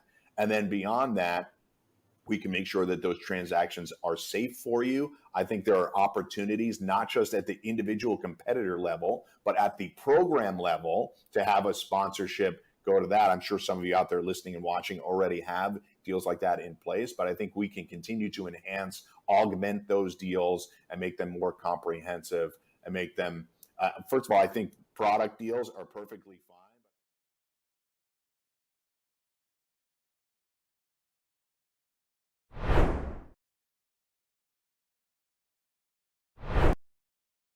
We've managed to stop the rains down for Fisher, and now we are about to go into our next map of Hollywood, where Fisher is currently sitting 1-0 against BSU. And so I think for upcoming here for Hollywood, Hollywood is this fun hybrid map that has I think this is where Zarya is going to have the better matchup, the better composition. And I think we probably might see Banana Rush, but I think Zarya will have more to work with here. Kat. Yeah, I'd agree with that. At least for the defensive end of things, I think. Yeah, Winston has so much value getting to backline quickly. I mean, I think Fisher proved that one pretty quickly on mount number 1. So at least for their attacking side, I think it has that value. But yeah, Zarya on the defense, I think looks stronger. Also allows you to play farther into those sidelines. There's so many very long sidelines on this map, and Zarya Bubble allows your DPS to actually get involved to make flanks possible. So I think you have a very good point there. I'm hoping your point stands up as well, because I do, I'd love to see some off the cuff picks. So I do like to see players get to have a little bit of fun and not have to conform as much. So I hope, that you are correct. I hope I am too. It's always fun to see when players break the mold and go their own way, and that's what makes Overwatch so much fun, is to have that potential to see, okay, maybe this actually will work. I mean, Keller kind of showed off a little bit with the Genji pick on round 1 of Nepal, so maybe, could possibly. There we are. We're seeing some shakeups. We have a Tracer. We have a Widowmaker. Yeah, this is my favorite for the start of the game. I'm sure it'll be short-lived, but I do love this angle, and I think it's something players have just started to realize, the fact that the spawn room on the attack isn't that far. And you're welcome to swap before you die. So I love the look of, since this long sightline does exist and players do like to peek out quite a bit, jumping out with a sniper early, getting a look, and then switching. That switch will already come through. So unlucky, really. You hate to see it. It'll be the full rush of none other than Nanners for Ball State. And Fisher going to give us that Genji again. I think it was very good for the first point fight that we got onto Nepal. That Genji in the backline, that Sojourn in the front just allowed Depresso so many opportunities. That's what I'm going to look for here on this first fight. Absolutely, and already right out of the gates, Fisher is looking to go and engage as quick as they can. Neb not feeling any fear whatsoever, but now they're going to feel it with Ninja Curly Fry, showing them the business end of that railgun. Keller's going to try and go up, build up towards their Dragonblade, do as much damage as they can before hitting back. But hey, with an opening like that from Depresso, what could have been a rough situation might actually be stabilizing out for Fisher here in their attempt to be able to retake this point. I mean, Neb is going to come back quick, and with the Reaper down now, that's Neb's fear, primary cause of concern, completely taken away. And now they literally get to just walk inside of this point and start laying down the law as best they can. Mikan and Primax, both Lucios taken out of the field. And so now for Me98, they're trying to figure out where they want to go. And it's going to be right on top of Goose as they get a double kill. It's still back and forth, but Fisher is still applying so much pressure onto Ball State. They really haven't quite figured it out yet. Me98 is holding on for dear life. And now they're going to rotate their position back over, trying to take out Keller as quick as they can. But it's now going to be happening with Neb saving the day and Fisher being able to take point A. A solid solve from Me98. Killed just a bit of time. Good target prioritization as well to get early out Depresso and then look for opportunity. But at the end of the day, that spawn point just so much closer for Fisher. They're able to walk it on back, and Neb, the tank, getting back involved, finishes the job. Curly Fry got to be careful here as the players to step up, but the rest of the posse on top of this rooftop will be enough to force Keller away from the angle. So they'll post up on the rooftop, look for opportunities here as Fisher going to take all this extra space. Neb cementing them in early, taking these players far off the choke. And here's the insane thing too, Neb already has their ultimate. Keller does too. And they've gone ahead. Let's go ahead and pop this bad boy. We'll get a double kill for these efforts before finally being taken down. But the damage has already been done by Fisher. And so now it's just looking to see who is low. Where's the opportunities to be able to take another kill? Depresso is gonna find one onto Zanebeast. And look at this pursuit, as hot as it can be. And Ninja Curly Fry is in the wrong place, the wrong time. And Goose is gonna be showing how dangerous Kiriko can be. That was so good looking for Fisher. You talk about the fact that damage gets done with that Dragon Blade and who the damage is on as well. It goes down to the Lucio, the healer. It goes to the Reaper as well. It gives them so much space to work off of, and they're going to work off that space. The bully this team, hold them into the corridor here and make things so scary before this spawn can flip, before the checkpoint is hit. A primal from Neb, just throwing them out, boxing them up. And with that, jump away, throw the shield and chilling. That Kitsune rush, you can see why it makes Kiriko the must-pick potential. That was a lot of damage that came out there, and Mikan is going to go ahead and use the beat to keep Neb alive, but it's not enough healing coming through to keep them around, and Ninja Curly Fry's Railgun is going to put them into the ground, and now they're going to pop their overclock. Let's see if the heads are going to be true. That was a really good protection Suzu from Goose, but there's only so much of protection Suzu is going to be able to do when it wears away. And finally for Ball State, a chance to breathe, Cat, as they finally managed to push off Fisher. Oh, they can barely avoid getting stalled. Ball State will pop so many ultimates to pick that one up, though. Takes their primal, takes their overclock. It takes their Kitsune rush. They still, at the very least, are going to have a death blossom to work with, a beat as well for this additional push from Fisher. But it does put them back on these timers, so they have to be patient with this one. They've got to be careful about when they jump in opportunities. Speaking of jumping in, Neb, once again, will head to the payload, looking to give his team free entry back towards the damage. This is the opportunity that Cashless is looking for to be able to use this Death Blossom. There's no beat, nothing to protect Fisher if Cashless decides to go in other than their own raw skill and potential to be able to land headshots on their face like Depresso is doing right now. And there we go, we have the cue to go in and get a double kill on the Goose and Keller. Rotating around, seeing if there's anybody left to take, and it's gonna be Neb, but Neb more than likely should be able to jump out of there, but with the way that they're positioning, not gonna go too far.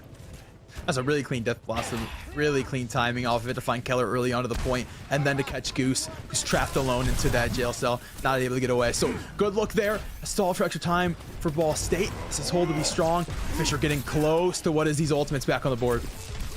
And once Fisher gets those ultimates, we know what they're capable of with using them, Cat. And it's going to be scary, especially with how close Keller is to their Dragon Blade. The question is it going to be as explosive as it was last time? It has a possibility to, but with Primax holding on to that beat is going to negate a lot of what's going to happen here. And so Fisher's going to look for the opportunity to be able to draw that out. As Mikan is going to go ahead and use it. And here we have Depresso popping their overclock as well on top of that. And there we have it. The Dragon Blade comes through. Cashless is going to be diced into the next century. Neb already right back over onto Ninja Curly Fry, getting their revenge, and Fisher is going to be able to take this payload to point B. They are. He'll come out of the rage now and will fall to the hands of Lucio. What a look from Fisher there. Neb to split the team into twos, a Dragon Blade to go for the first, and the overclock to go for the other, so the ultimates are used quite well. And the rush now going to come out as well to try to push this team back early. It was a brilliant idea from Fisher to use that Kitsune rush and just create as much space as they possibly can. Ninja Curly Fry just in the wrong place, out in the open like that. And for Neb, it's like a shark to it's just sharks in the water. You cannot let Fisher continue to keep getting away with that. For me, they're just chilling out on the payload. Neb a shark in the water, and Ball State is bleeding. Depresso gonna find two more. Now the squad will sit on that payload. We'll put 3 on them, move it pretty dang quickly. Back to the upper angle. Will be Keller in first. That's nasty. Just off this space. Reaper can't play into it. They've got all this room to work with, all this control, and to push the payload accordingly. Upper Ninja Curly Fry, they have their overclock up, and with Primax having their beat still, there's a lot of potential to be able to push Fisher back. How are they going to be able to use that? We're going to find out, but Neb taking the initiative. He's going to pop the Primal Rage, see if they're going to be able to find Ninja, but the beat is going to keep them safe as they are knocked back towards their team. Depresso, though, coming up clean with headshot after headshot. And as Ninja Curly pops their overclock, guess what? Mikan answers with a beat in kind, and now Depresso using their overclock. Unbelievable, too! They're looking for the third one, but Neb's going to take it from them, and it's going to be Mean98 once again on the payload. It's a tale as old as time, though. A tale as old as time. Fisher College winning the team fight and continuing the push for the payload. So send this one almost to what is the VIP parking space. Can they finish this one off? Ball State will get one more fight attempt. They win this one. They keep the stagger alive. They keep killing the time. Or will they touch it? All is the question. No one can step on.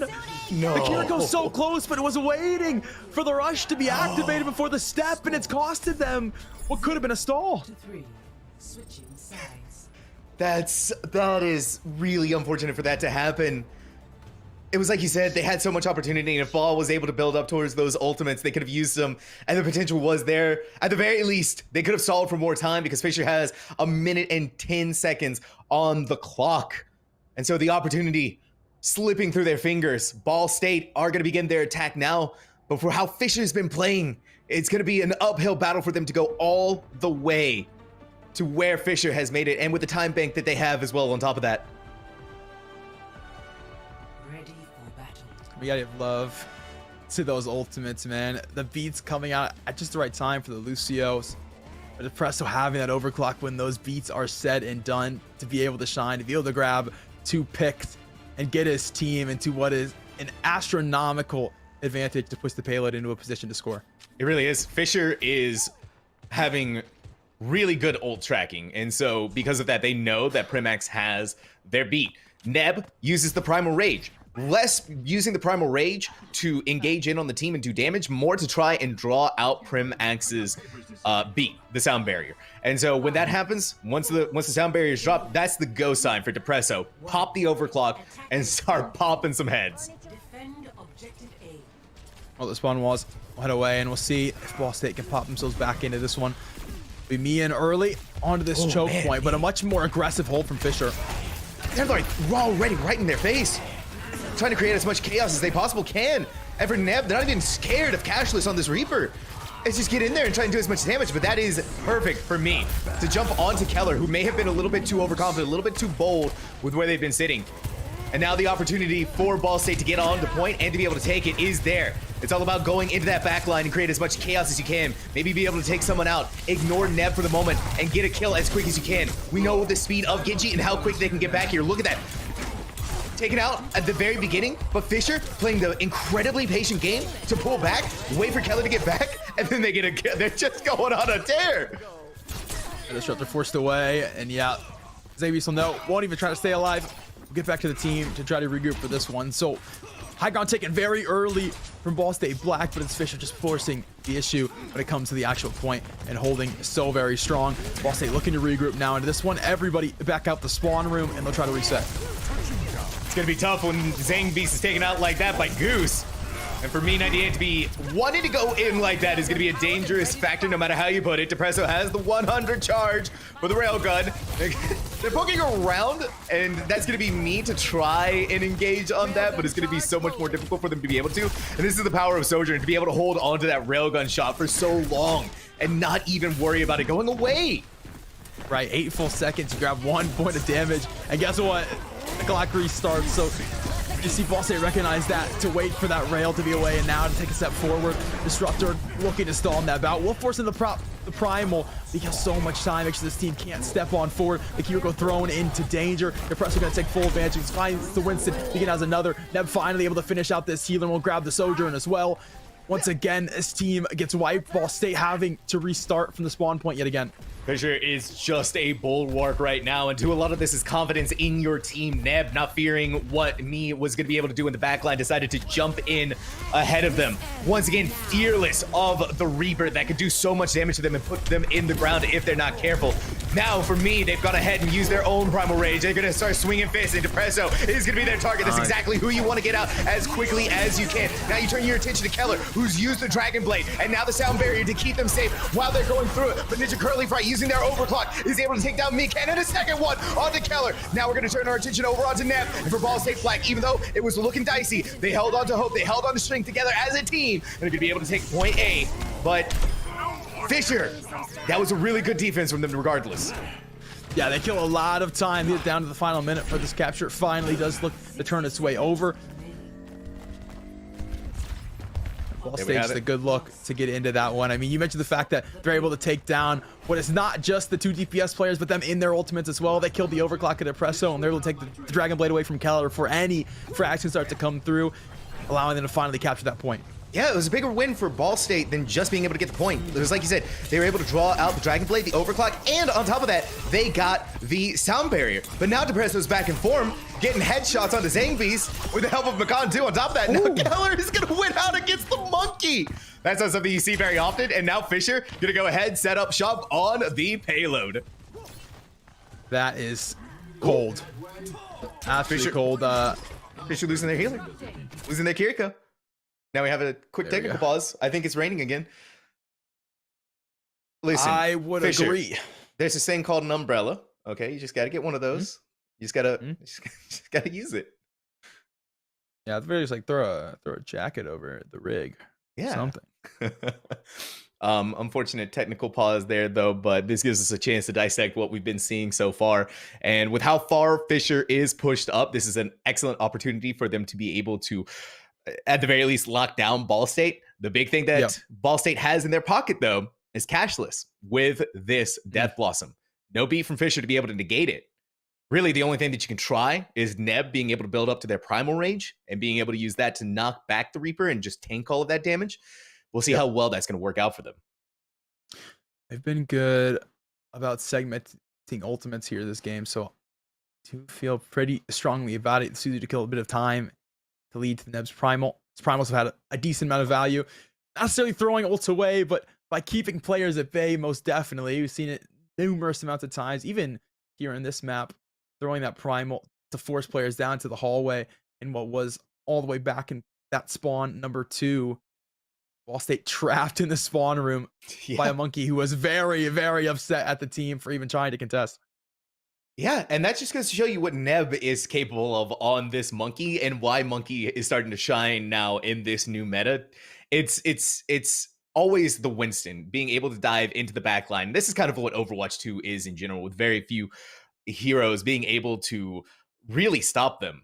Reaper, obviously, with the potential that they bring, but a lot of what Reaper requires as well is, first of all, the Kiriko to be able to enable them, along with the Lucio to give them that speed boost to get in their face. That's what what Reaper needs is to be able to get into their face. If you range out a Reaper, it is so easy to be able to prevent them from doing so much damage. I mean, we've seen it a lot throughout these games with cashless, how long it takes for them to build up to these ultimates.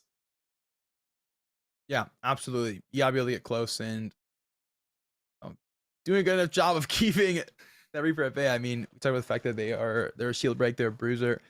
I mean, 2 shotguns in your hand.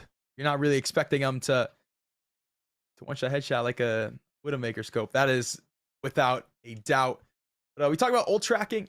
I think it's interesting how well this team of Fisher College have been able to ult track because of how consistently they're staying alive, right? The only time to truly know for sure when an ultimate percentage is on the board is to be taken out by that player, and yet still always having an answer, having a counter. We saw it in that Lucio beat to finish out the point, to shut down, what is that, overclock? Just having the knowledge, having the omnipresent vision of when those ults are going to come down from the side of Ball State.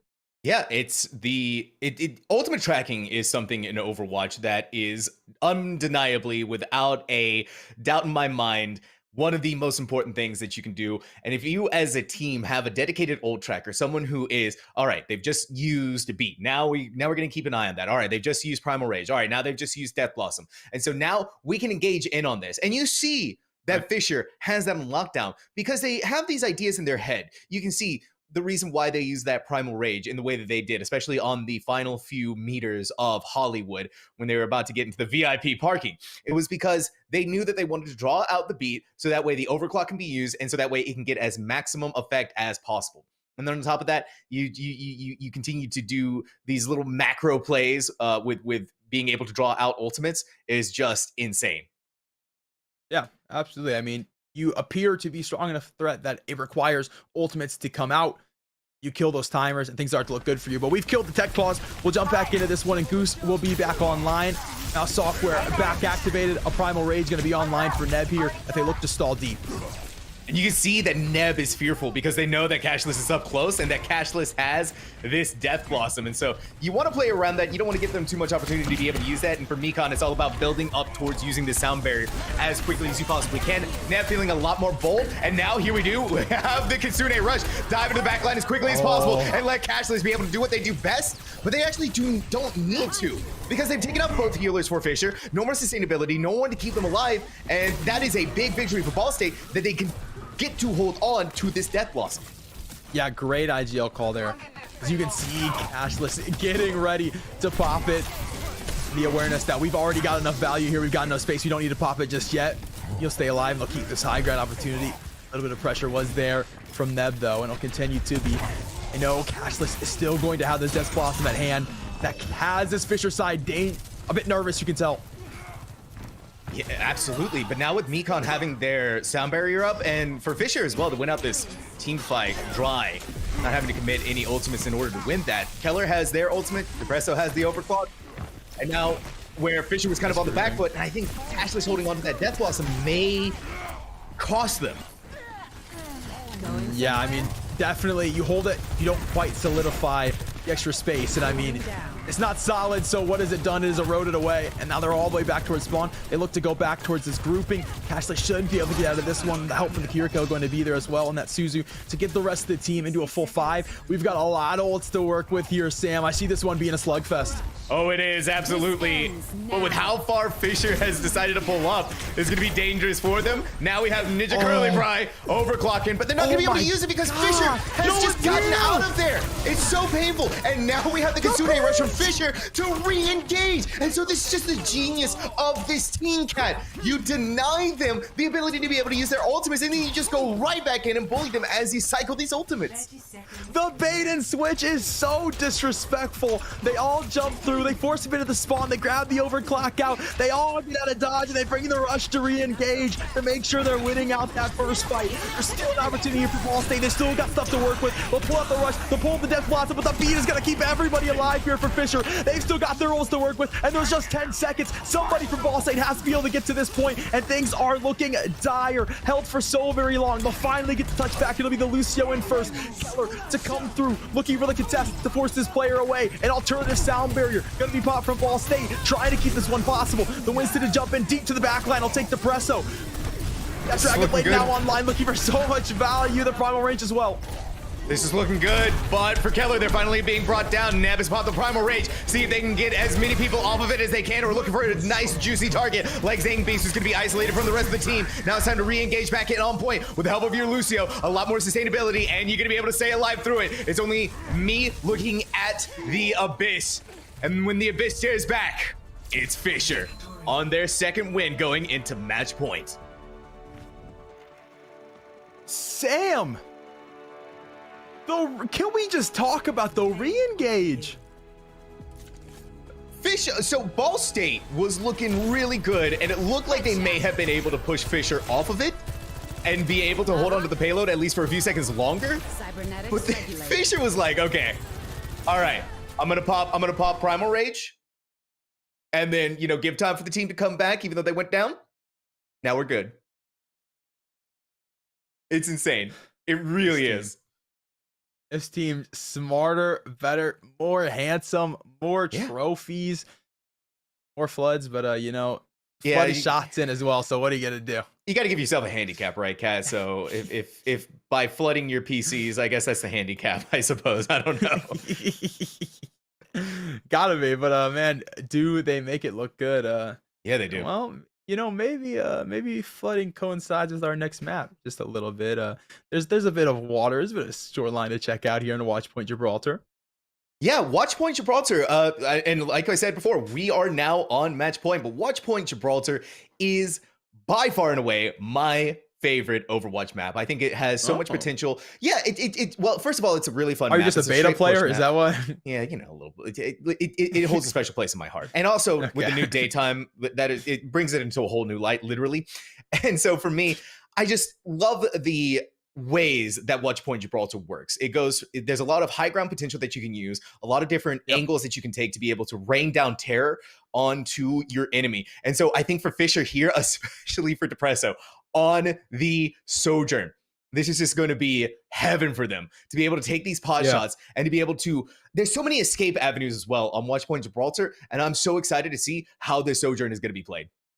Yeah, I think Fisher pretty confidently win that look onto high ground for Hollywood as well, a bit onto Nepal. In the instances that we do get to see it on that control map. So I do think they do benefit from having those upper echelon map placements, elevations to play off of. You know who this map really belongs to, Sam Talks? Who does it belong to? Bastion. This is a Bastion map. Look, am I gold? Maybe, but listen, brother, I'm right there with you. And gold? Yeah, he is. I'm right there with you, dude. Okay, listen. In my gold games, I know that if someone whips out a Bastion, my tank decides, I'm winning. it's time to jump on that Bastion. Yep. And then and the guess who's Bastion's getting like, melted? Yeah, exactly. Yep. Exactly. Yeah, yes, sir. So as Weird much fun comps, as I'm gonna say. These comps are off meta. Yeah, Guaranteed without the Bastion. It would be so much fun to have a Bastion. It really would be. Fisher, you can see that Depresso is going to pick the Widowmaker, see if they can maybe get a cheeky little headshot. But Goose, there we go. Okay, I was concerned for Goose. I was afraid that they had to fish their PC out of the rainwaters. And that would be the player to do it, eh? Yeah, right. But for them now, we have the. Oh my god! Oh my god! Okay, all right. That's one way to open up a match with a shot like that. We're looking for another one. It will ignore the grapple after. That shot absolutely dirty from Depresso. Man, makes his opponents feel such a way. You see Ball State, how immediate they play behind this cover because of this Widow finding value still at the top of the tower. Another DPS leaves what is the active playing field. We probably had another pause on the way as well. There we go. Back to pause. Unfortunate as Goose did dip their PC back into the flood waters once again. I think Fisher, yeah, they're playing in I think they're just playing in a flood right now. Unlucky, really. I will say though, ironically, even though they just paused for their second healer, look how much space they've already gotten. Yeah, it's Depresso nailing these headshots one after another, and onto two targets like a Reaper and a Sojourn is definitely not what you want for your team. And for Fisher to not even have their Kiriko really playing and to still be able to maintain this momentum against Ball State just really goes to show you that Depresso on this Widowmaker, even though they're not playing a Sojourn, which is obviously the meta right now, is still a force to be reckoned with. 100%. And then you got to think about the fact that they do opt to switch off this Widow. They're still so deadly on the Sojourn. So Ball State gonna work the start of this game looking for a counter to the original Widow, and then you gotta look to counter an additional DPS if a switch does come through. Keller's been doing his thing on the Genji all series, so there's no worries in that regard for this team. You get to feel pretty comfortable as well, the fact that they're up 2-0 match point in this one. Yeah, that's the great thing about how Fisher has been playing so far. It's that every single member of the team is enabling each other to be their absolute best.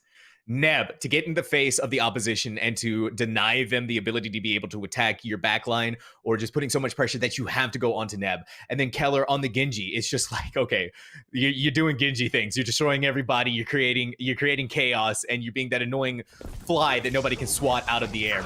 And so now Goose is back in the field. And to talk about the supports, I mean, the supports are doing so much. Mekon, to bring them in there. And look at that. It's just so destructive.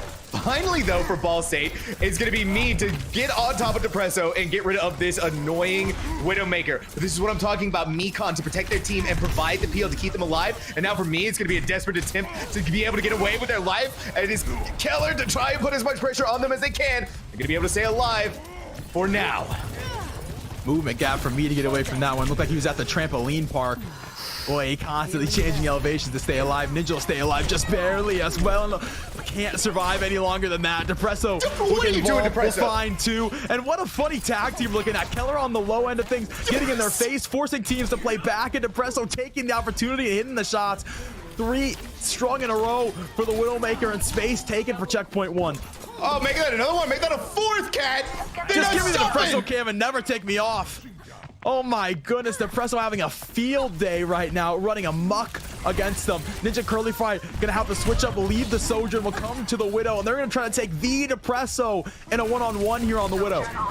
That is gonna be a tall order, no matter who you are. And now for Neb, look at this. We are on the 3rd point, but we're still going through the 2nd right now. And this is just what Fisher is doing. They are playing with their food. Keller, an unfortunate casualty to me 98, and now for Ninja Curly Fry, they want to re-engage in and try to create as much pressure as they can, but with the loss of me, it is going to be so much more difficult for Ball State to be able to make that happen. And in an unfortunate turn of events, me had that Primal Rage available. Okay, Depresso. You're crazy. You're a mad lad. We know it. You're capable of popping heads one after another. They're looking for something to happen. Keller in the back line, and guess what they have? They have a Dragon Blade that's ready to be drawn if needed. But as of this moment, Cat, it is not needed. And so for Ball State Black, they're about to lose this little stretch of land to Fisher. They're still holding on, but now we have the Kitsune Rush, kind of just as a way to deny them space, deny them the opportunity to be able to get on. Me had no shields to keep themselves safe, so they had to dive in on the payload to try and stall it as much as they can, just weren't able to. And there you go, Depresso. Yeah, okay. We get it, we get it. I mean, that play from Keller is so nice as well. That Lucio spawns back in, has all that space on what was that upper flank to make sure Lucio can't get back in, can't get the healing. And it's so scary to play a game when there's a Widowmaker that is absolutely annihilating, that is running through. You have to keep your heads down, keep your heads tucked, and it makes your movement feel just so restricted. You know, Kat, we were talking about breaking the meta earlier, and now we have Me 98 on Doomfist. Yeah, that's one for you. That's it. That is the desperation pick of desperation picks is all that I have to say right now. As you can see, Me is not really having the best of times to be able to apply pressure, and really it's just to be able to get into the back line against Depresso.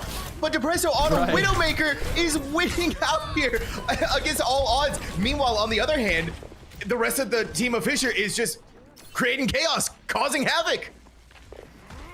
Yeah, I mean, we talk about how dominant Widow is, how much it can get into your head if they're consistently hitting shots of being dominant. Me 98's proof of it right there, and still will fall. So with a Reaper, possibly the Kiriko to come next, and Neb is going to be the one to shut that one down. The team will chase him down in the spawn room, and that infrastrike is going to be online. Recognize these players, long time coming before they find their way out of spawn, and Depresso just going to hold on the angle of Dragon Blade if it's needed, but these players can't even get through Neb right now. Primary's going to be there. They'll push their way forward. They'll be the Blossom, but now it's time for the Dragon Blade. It's found itself too. Looking for the third onto the Tracer, not quite yet, and it will be Mikin and Depresso to finish out these last two players to finish out the first round of the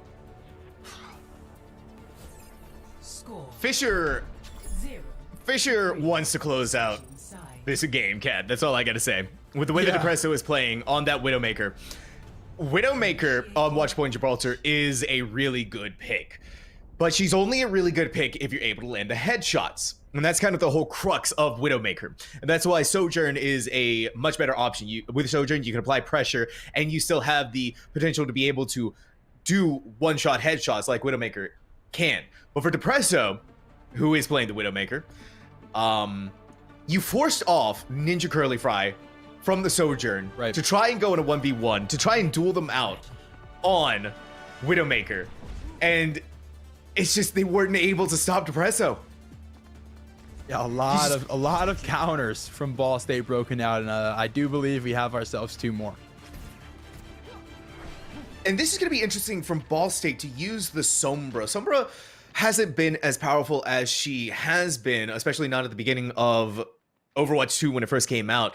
She still has her usage, she still has utility, but with the way that Fisher is playing right now, this sort of disjointed, not disjointed, but they don't play too close together. And so a lot of what EMP is able to do is taken away. And that's why you see Ninja flirting with using the Widowmaker at the moment. More than likely going to try and get a lucky headshot because we know just what Depresso is able to do. Especially as Depresso is once again on the Widowmaker.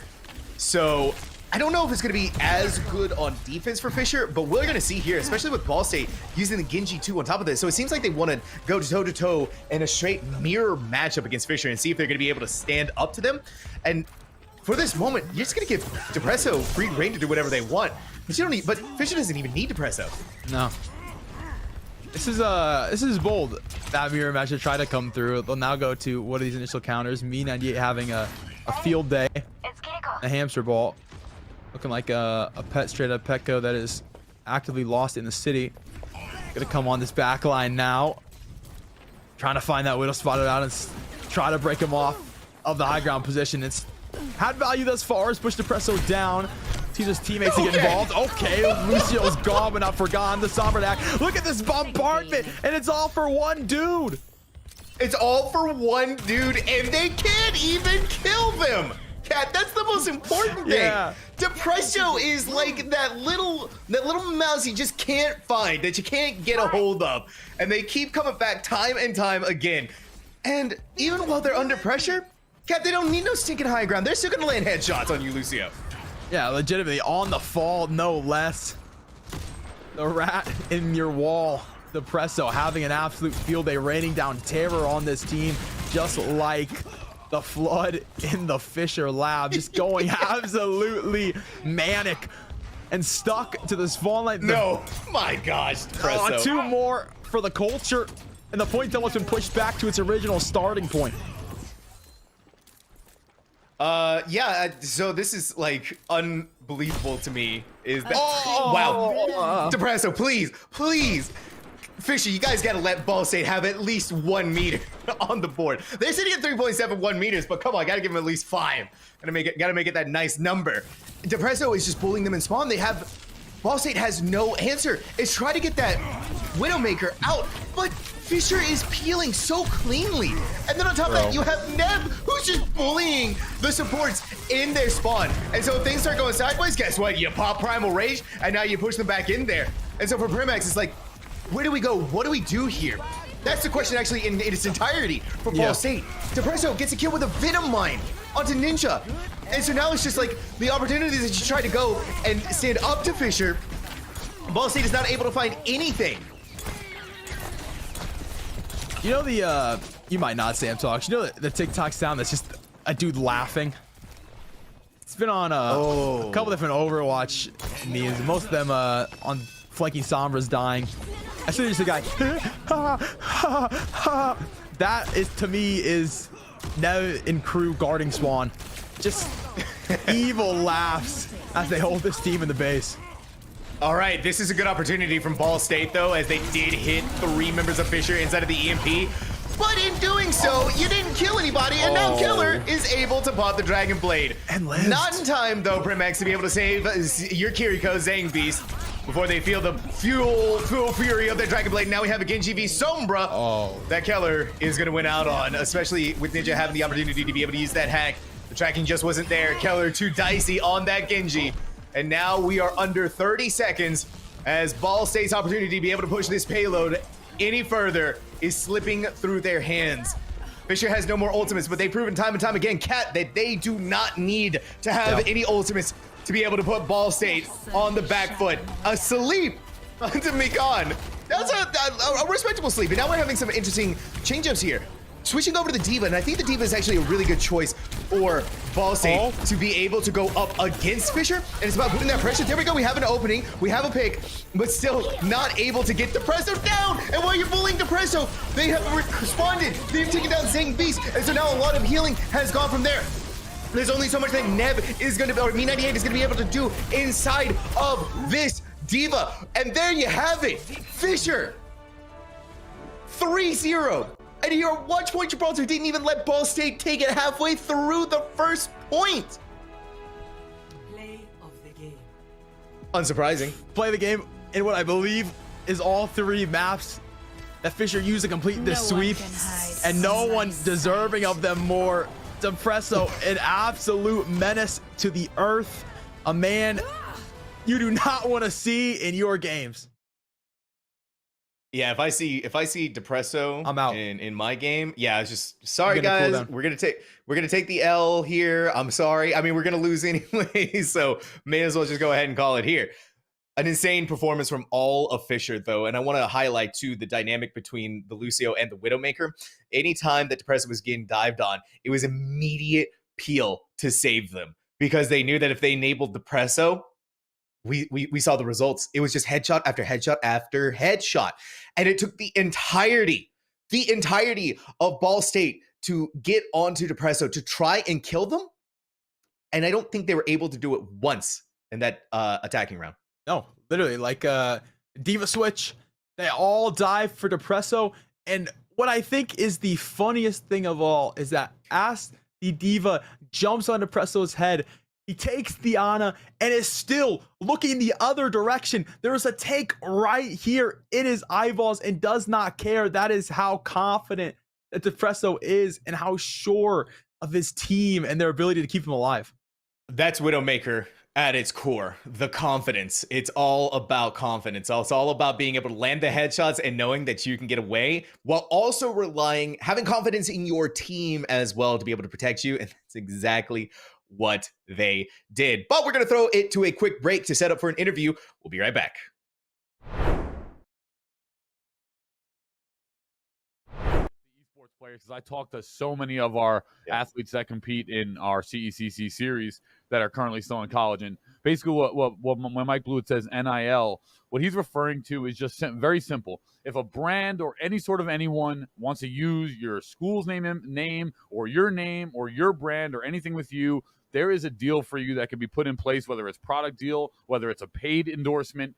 You can, whether you're a macro influencer or whether you're a micro influencer, you can be paid for your services. So most of the people, when I talk to them, most of the, I won't say people, college athletes, they are, intimidated by the word. They don't really know what it means. They've never done anything with it before. And that's what it means. Any single time a brand or anyone at all wants to use your name or do a deal with you or do some sort of activation with you or your school, that's basically what the layman's terms, the NIL meaning comes from. And it's evolving in this space. There are so many brands that want to associate with micro and macro influencers and just get people involved with their products or their services. So all of you, collegiate athletes out there that are competing in esports,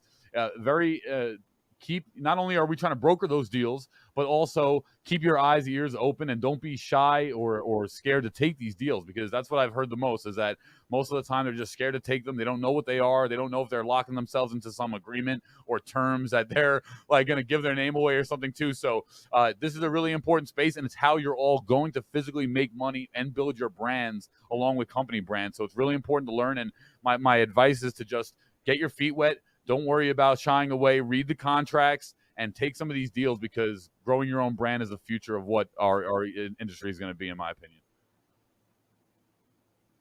Exactly, and if you follow in the pro space, you'll see that the pro teams are not only focusing on competitive play, but a lot of them are focusing on their brand and their cultural importance in the space. And so, one of the things that we do also is help athletes build their brand, build their following, and that's part of what Paulie and Kyler are doing on their side when we do this behind the scenes training.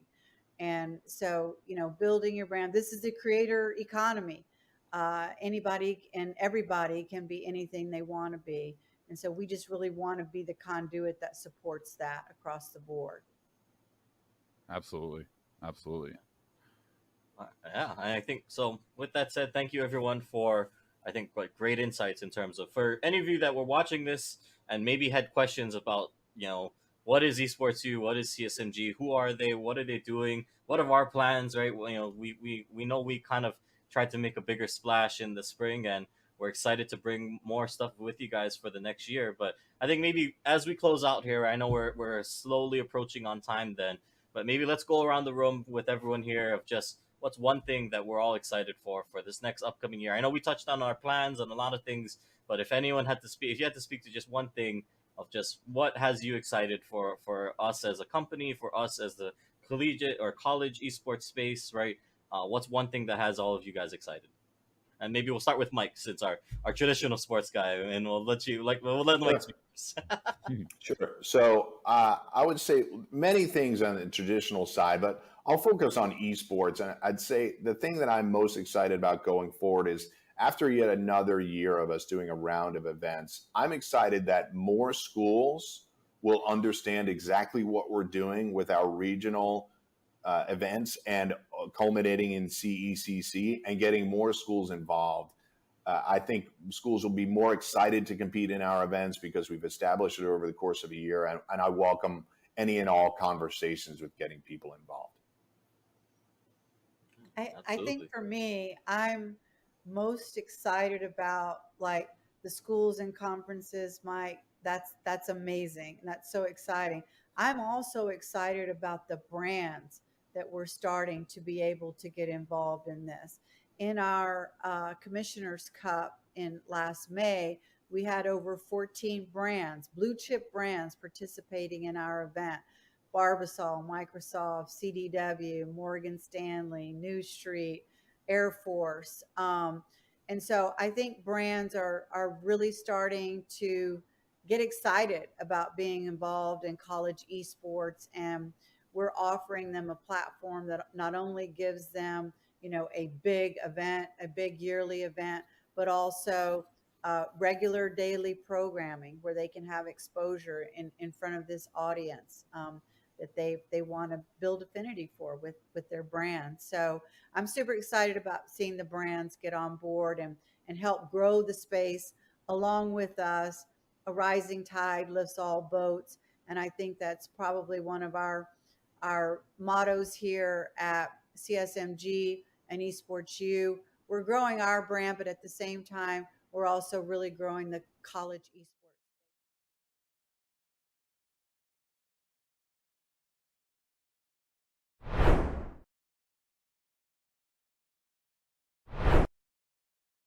We are joined by the amazing Keller from Fisher, and this is going to be a fun interview, by the way, because, well, Kat, and Keller, by the way, you guys, I think you're playing by a pool, right? Yeah, no, it started raining mid-match. I've lived in Boston my whole life. I know it's rainy here, but inside is not quite something I expected. Yeah. So we will deal with that, but we hurried to the other room. We got back on, and we played it out. Yeah, so how's the team feeling after that win? I mean, like, you guys were playing crazy games. It looked like it was a little back and forth on Nepal, but once you got onto Hollywood, it was just a whole different story, and especially on Watch Point. Yeah, I think we really locked in. Obviously, the rain kind of threw us off, but we got into Hollywood. We said, like, we need to get this done. So we locked in, and then Gibraltar. I mean, that's not me. That's all the Presso. So no joke. The Presso show online for sure. And I think lately we got to see what's that Overwatch League being online. A lot of teams switching over to what is going to be a Genji nerf composition running through in Banana Rush. But you guys still soaping in that last bit of Genji. How do you feel about what is this new meta to come up, and how does it affect you as somebody who is playing on that Genji? Well, I love Genji. It's my most played hero, so I'm trying to eke out every last ounce of Genji that I can get in the current meta because it's still playable. But I think I'm going to be in Reaper jail, which I have accepted, and it'll happen. Yeah, you're ready to go. And listen, it's admirable that you're trying to squeeze out as much as you can, and that you've already resigned yourself to the Reaper fate that you are more than likely going to excel in, especially after how we saw you play Genji tonight. And so, yeah, going into that, how is the team preparing for this upcoming meta shift? I mean, we've already seen how well you guys are able to make it work tonight, but is there anything that you guys are looking forward to improve with even further in this meta? Well, I think we have a very strong roster. We have 10 people who all play at a really high level. So I think we're just make sure everybody's on the same page, keep playing hard, keep working together. I think we'll be fine. Yeah, and I think so too. Your results definitely speak to that. A 5-0 flawless season start so far here in week 5 of the ECAC, and on top of that, just coming off of a massive land victory in the CECC. How do you feel with your team? Do you feel like these results are here to stay, and how confident are you in Fisher College? I'm extremely confident. I think we're very strong. We're playing in the Boston Uprising Collegiate Cup this weekend. Congratulations. I think we will win. I mean, there's some very strong teams, but I'm confident in my team. I think we'll make it happen.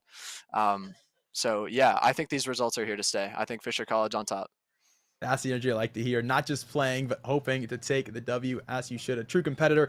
And well, the most important question of all to close us out: who do you want to thank here on the broadcast? A significant other, maybe your mama, the team. Tell us what's up.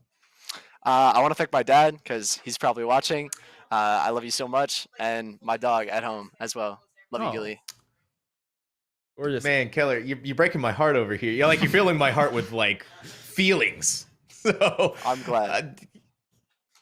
But absolutely, thank you so much for coming on, though, man. It was a great chance to be able to talk with you and pick your brain, especially about some of the things that are going to be upcoming in Overwatch 2 and ECAC as well. On top of that, so thank you very much.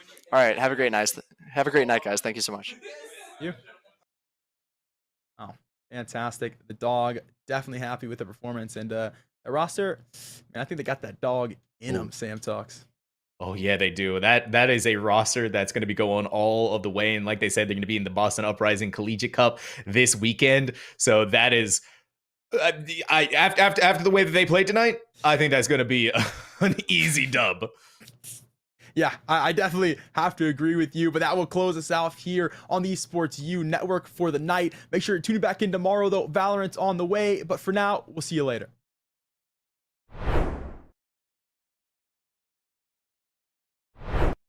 Obviously, always seeing the collegiate esports space elevate. Coming from a competing, this didn't exist when I was competing, and just to see it now in literally within the last 5 years, probably really come to fruition and start just blossomed out of nowhere, and now becoming a space and seeing everyone, schools, players, productions, companies all elevate together has been really, really nice to see. But if I was the most excited for one thing, it would probably be the city where we're going to land for CC23. I'm really excited to know where we're going to be. There's a lot of great cities. I mean, I personally would love for it to come to New York, despite whether we got a positive bid or not. I want it to come to New York, but I just think the atmosphere in New York when you throw an event here is just super magical, especially in the summertime. But either way, I'm really excited to see where it lands. Tons of great cities, tons of great opportunities, and yeah, who knows? And I think that's going to be the most exciting process for me. Absolutely. I won't speak to anything. I think I'm filling Paulie's job on this one because Paulie's more a panelist than this one. So, normally Paulie's the host, and I don't know. I think me personally, I'll just say something real quick. I'm just excited to keep telling your stories. If you're a student, if you're a program, let me know. Let us, reach out to us. We just ultimately at the end of the day, we want to tell your story, and I think that's what has me most excited because now I think we're getting to a point where people know us. I hope you guys trust us. And and we just want to keep expanding and growing the space. So with that, Paulie, I won't make you do the weird thing where you got to toss to yourself, unless you want to do that. I don't know. Actually, you might have a way of doing this. All right. Let's test it. Yeah. Okay. All right, How do you want to throw yourself here? Well, that's going to conclude here the future of collegiate with CSMG and Esports U. Thank you so much to Angela, Mike Blewett, and Kyler Tandle for hosting our panel. And now back to myself for the day 3 of the CSMG Coaches and Director Summit 2022. My name is Jacob. I'm 21 and it's my first year in this school. I already been to community college for the last 2 years, but I transferred here. It's a whole new program. What made you transfer? I wanted to do something different. I already have an associate's degree in business administration, and I wanted to come to this school and do audio production, just like music engineering stuff. So what do you want to do with that? The main goal is to work in like music studios and like help with like the music creation process. Anywhere kind of in the audio recording realm is fine with me. And do you have a go-to genre of music that you like? I don't know. It's all over the place, to be honest. Yeah, no judgment. It's all over the place. So how do you like the program that you're in now? Do you like your school? Yes, I really do like this school, and with this whole esport thing, I think it just made it a little bit better because like it's new, it's you don't do it, not everyone has it, and it's something that I'm very interested in and have been interested in for a while. You didn't have esports at your old school? I want to say there was a club, but I didn't know anything of it. This is your first time being part of a collegiate esports team then? Yes. And how do you like it? Like how do you feel about it? I love it, to be honest. Growing up, I played baseball through senior year of my high school. I wasn't like doing anything traditional sport wise in college. It wasn't until this year that I was like, oh, because like I saw it, like I saw like a poster hanging up. I was like, oh, esports, let's just go do it. I really like it though. Something cool, something new. My friends like it, so I'm like, cool. What are your games that you play? I play Valorant for the school. On like the side, I've been playing Fortnite recently, and I play Osu sometimes. So how does it feel being a part of the team? Do you like your team? Yes, I do. I pretty much made friends with all of them. Obviously, I have met them. Since a lot of things have been remote recently, I still have met them, and they're very nice kids. Our arena is being built at the moment. The Valorant team should be getting in there first, so I'm very excited to play in there. What do you do to improve yourself in game, and do you take that strategy into your everyday life as well? For in game, I try and play every day. That's kind of like the one thing I try to do. Even if I have like a little burnout from it, maybe from like the previous day, I still try to get on and do something. Of course, you watch YouTube. There's a millions of things that you can watch on YouTube. I like to watch different content creators in that niche just to like inspire me to play a little bit more, you know. Do I carry it into my everyday life? I do. I'm very into like music production. There's a lot of things you can do like the same thing. You do it every day. You watch YouTube in that niche. You take things you learn and you apply it. There's a lot of similarities of things like if you want to do something, you very much have to dive deep into that niche of things you want to do. If you had to guess or just kind of spitball here, how many hours a week do you think you spend gaming? Honestly, I've never thought about it. I'm on my computer